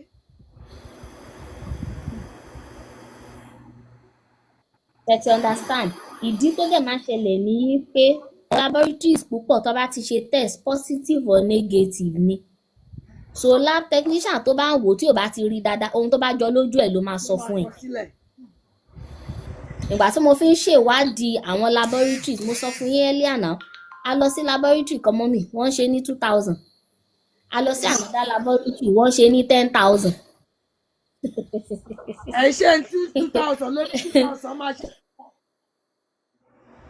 So ẹlòmíì máa sọ pé is it the same genotype test? No, ọ̀tọ̀ọ̀tọ̀ ni ìkan wọ́n fún ọ ní breakdown pẹ̀lú percentages ìkan wọ́n kàn ṣe positive and negative fún ẹni so ìyàtọ̀ wà ń bẹ̀.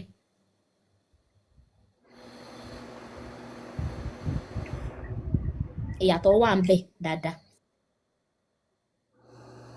Well, yeah, a place to be. Yeah, that's true. Please, that's very let's very support them. We need to create more awareness about this. This is going to be ongoing because we need more people to know. Genetic counseling, genetic testing is a must. There is no way around it. Inko, you are preventable. And please, let's support her. very well. Support her organization. Is a non-for-profit. She needs money, she needs fun. Ẹ dákun, mo fọlọ́n bẹ̀ yín. A máa continue lórí eléyìí o. A máa continue kò dúró síbí báyìí o. Ẹ jẹ́ káwọn èèyàn wá. Ẹ má jẹ́ ká bímọ sáyé kán wá jẹ̀rora o. Obìnrin ò ń ṣàjẹ́ o. Obìnrin ò pọ́mọ jẹ́ o. Bẹ́ẹ̀ bá ti ṣe genetic counseling ni yóò prevent gbogbo àwọn nǹkan báyìí. Holy Spirit kankan ò lè yọ kúrò lára. Rosemary wọn ò lè yọ kúrò lára o. Ọ̀ǹtú ò lè yọ kúrò lára. Wọn ò sì lè sapá kó yọ kúrò lára o. In tó lè yọ ni pé ẹ má fẹ́ ra yín. Ẹ̀yin tẹ́ ẹ ti mọ̀ pé òkè káríà ò gbọ́dọ̀ fẹ́ káríà. Ẹ dákun. Ẹni tẹ́ ẹ bá fẹ́ tó bá nìkan ló lè fẹ́ anybody tó hùn. If you are AA genotype, you could marry any other genotype. That's it. Other than that, kò sí kíní.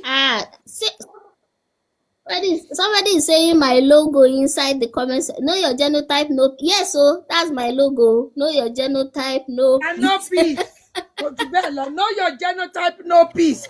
That's my page. That's my logo. That's my slogan. Sorry. Yes, so know your genotype, no peace. Gbogbo nǹkan kọ́ làdúrà ń ṣe o. Èní yẹn mọ̀, mo ti wà emotional already. So I'm just gonna leave it here. I'm gonna leave it here. I'm gonna leave it here. Èmi ni mo mẹ́kún àsùn sínú tí mo sùn. Thanks for the rose. Àbí ntẹ sister Kemi. Thank you. Èmi ni mo mẹ́kún àsùn sínú. Ẹ dákun, ẹ jẹ́ ká support wọn. You hear what she said? Sometimes she doesn't even have that. I'm gonna continue to do what I can. Because I mean go Sholowo. But I am, you have me, you have God. You have God. You have God, most importantly. And I'm gonna do what I can. And I'm appealing.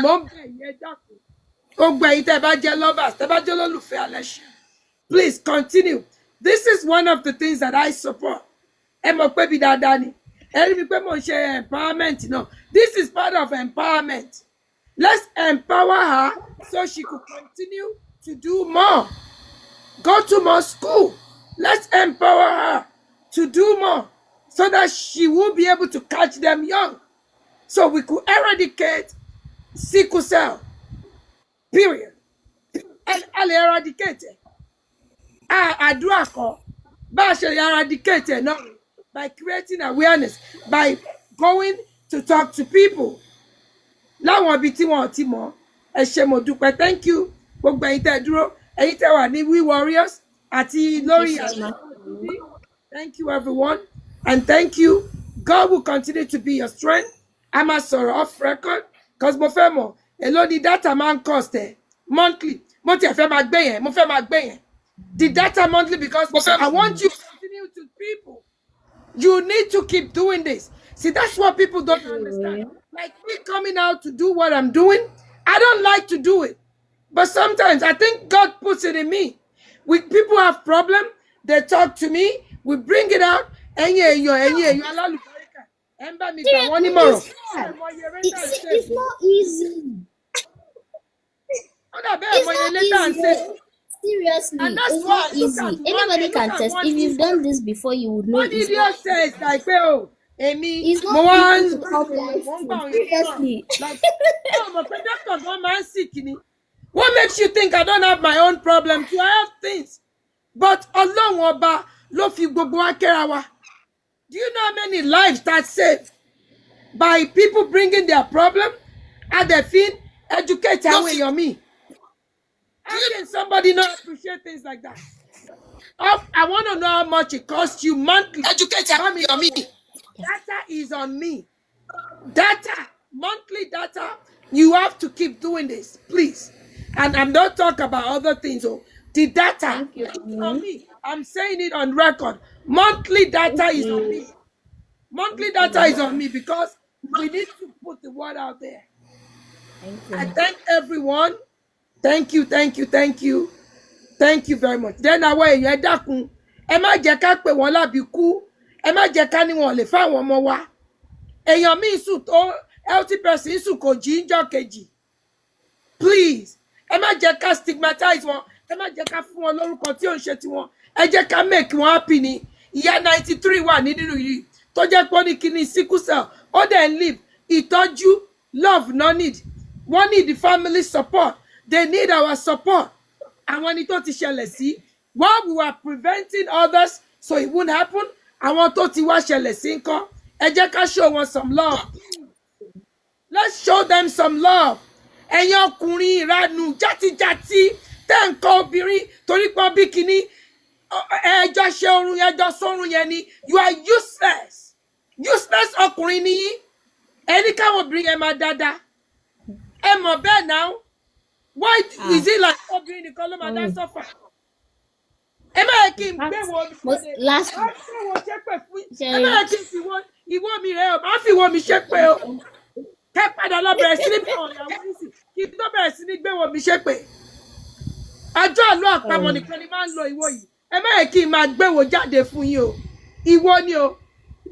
Ọ̀dọ̀ bàbá Abidjan mo ti gbà kó tó kú o. Ọlọ́run á jẹ́ kó gbọ́mọ mi. But seriously, that alone is traumatizing. Ẹ̀dẹ̀ ń pa mí lẹ́kún. Ẹ mọ̀ pé gbogbo ẹkún tí mo ń sun on behalf of gbogbo obìnrin ni. Can't you see?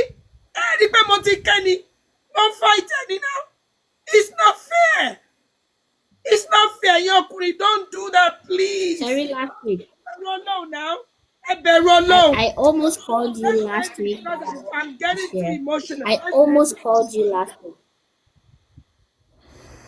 Don't worry, mommy. I'll talk to you on the other side. I almost called you last week that I wanted to share certain things. Seriously. But I'll talk to you on the other side. I'll talk to you. I'm here for you. You know I'm here for you.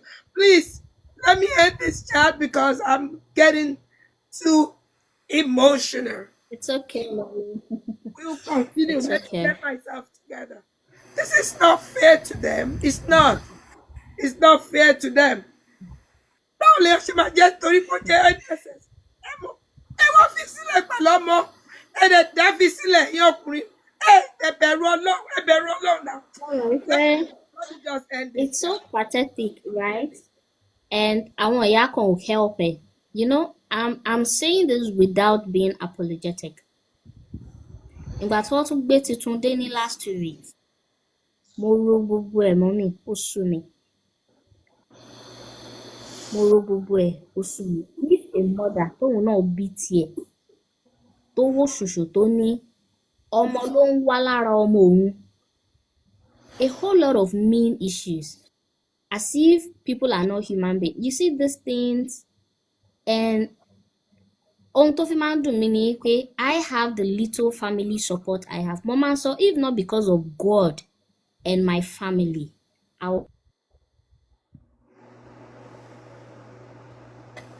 if I have the little support from my family, all the support, emotional, psychological, how about others who don't even have people to even listen to them? And that's tó bá sú mi, I will just come up again because they get to share and they are light. It's a lot. It's a lot. Díẹ̀ ló kù báyìí ní last mo fẹ́ pè é pé mommy, I want to bring this topic please, on never board. hesitate to call me. You know that. I want to bring it because call me anytime. it's so unfair. Seriously, it's so unfair. And you know, so many people look up onto you for hope. I've seen people, I usually wouldn't post my kids, but because of this, I started posting them for people to know that yes, we can have children. I started posting them. I even went as far as posting some of my pregnancy pictures for people that are doubting. I had a mother that I met on this app in Ilorin. She came to my house here. I went to look for her. She has only one child, and the girl is a warrior. And she was told the girl can never birth child. She was so devastated until the day mo dìídì káwọn ọmọ mi lọ bá nílé ẹ̀. If you think I'm faking content on social media, àwọn lélẹ̀. Ìrònú yẹn gan lè pa ẹlòmíì. Mọ́mì, ìyá yẹn ti pinnu lọ́kàn rẹ̀ yìí pé òun ò lè jẹ́ kọ́mọ yẹn lóyún, òun lòun máa ṣe sórógésì fọ́mọ yẹn kẹ́ bá fi mọ ibi tó ti pa tó ti kún dé lórí ara ẹ̀. So if such a mother would go through things and you can't just show love, it's pathetic. It's so pathetic. And some even go as far as dragging you yìí pé àwọn fẹ́ gbà àwọn ọmọ. It's crazy. It's a lot. It's a lot. So please, because tá bá ń sọ àwọn kan máa ní owó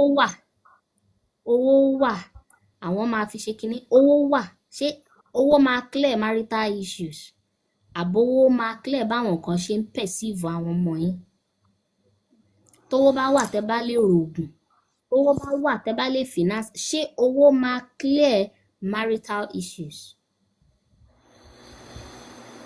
And púpọ̀, because most of us are desperate, tó bá ti rí ọkùnrin, ẹlòmíì gan àwọn òbí wọn, èmi ti rí lady kan tó wá bá mi, she's just 21. Ìyá ẹ̀ ní kó lọ marry, kó lọ́kọ, kó tètè bímọ, àìbámọ̀ tó bá máa kú, kó fọmọ́lẹ̀.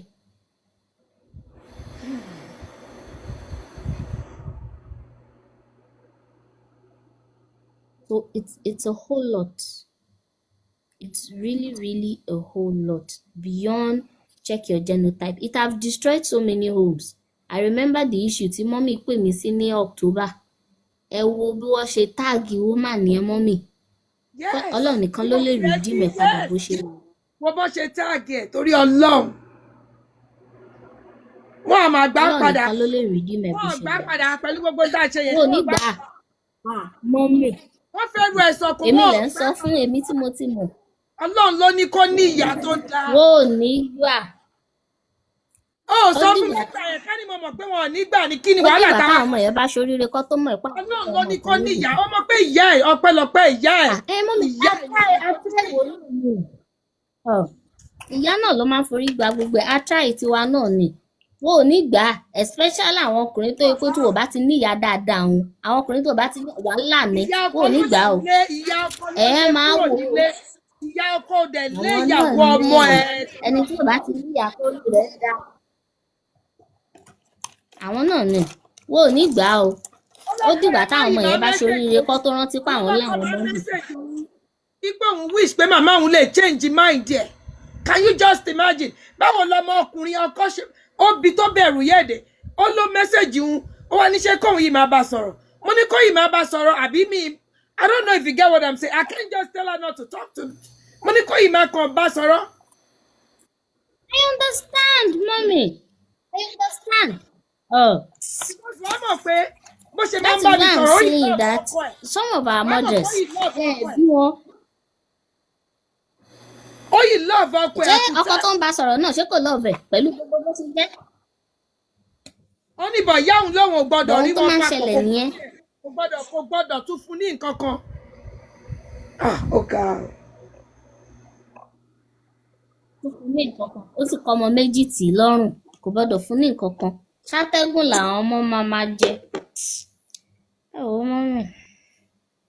Jẹ́ It kí is ẹ rough. ẹni ìmọ̀ ti You máa see tún ìmọ̀ some mothers that are not good. All right, Let me mommy. just end Thank you that so much because for having me. I'm too emotional. I'm too emotional. We will continue. We're gonna continue. We have to be doing this. We will continue. Thank you, everyone. Thank you, everyone. I love you all. Thanks for everyone that gave me roses. Alaji Akim. Atawe. Sorry. Mr. Resnick.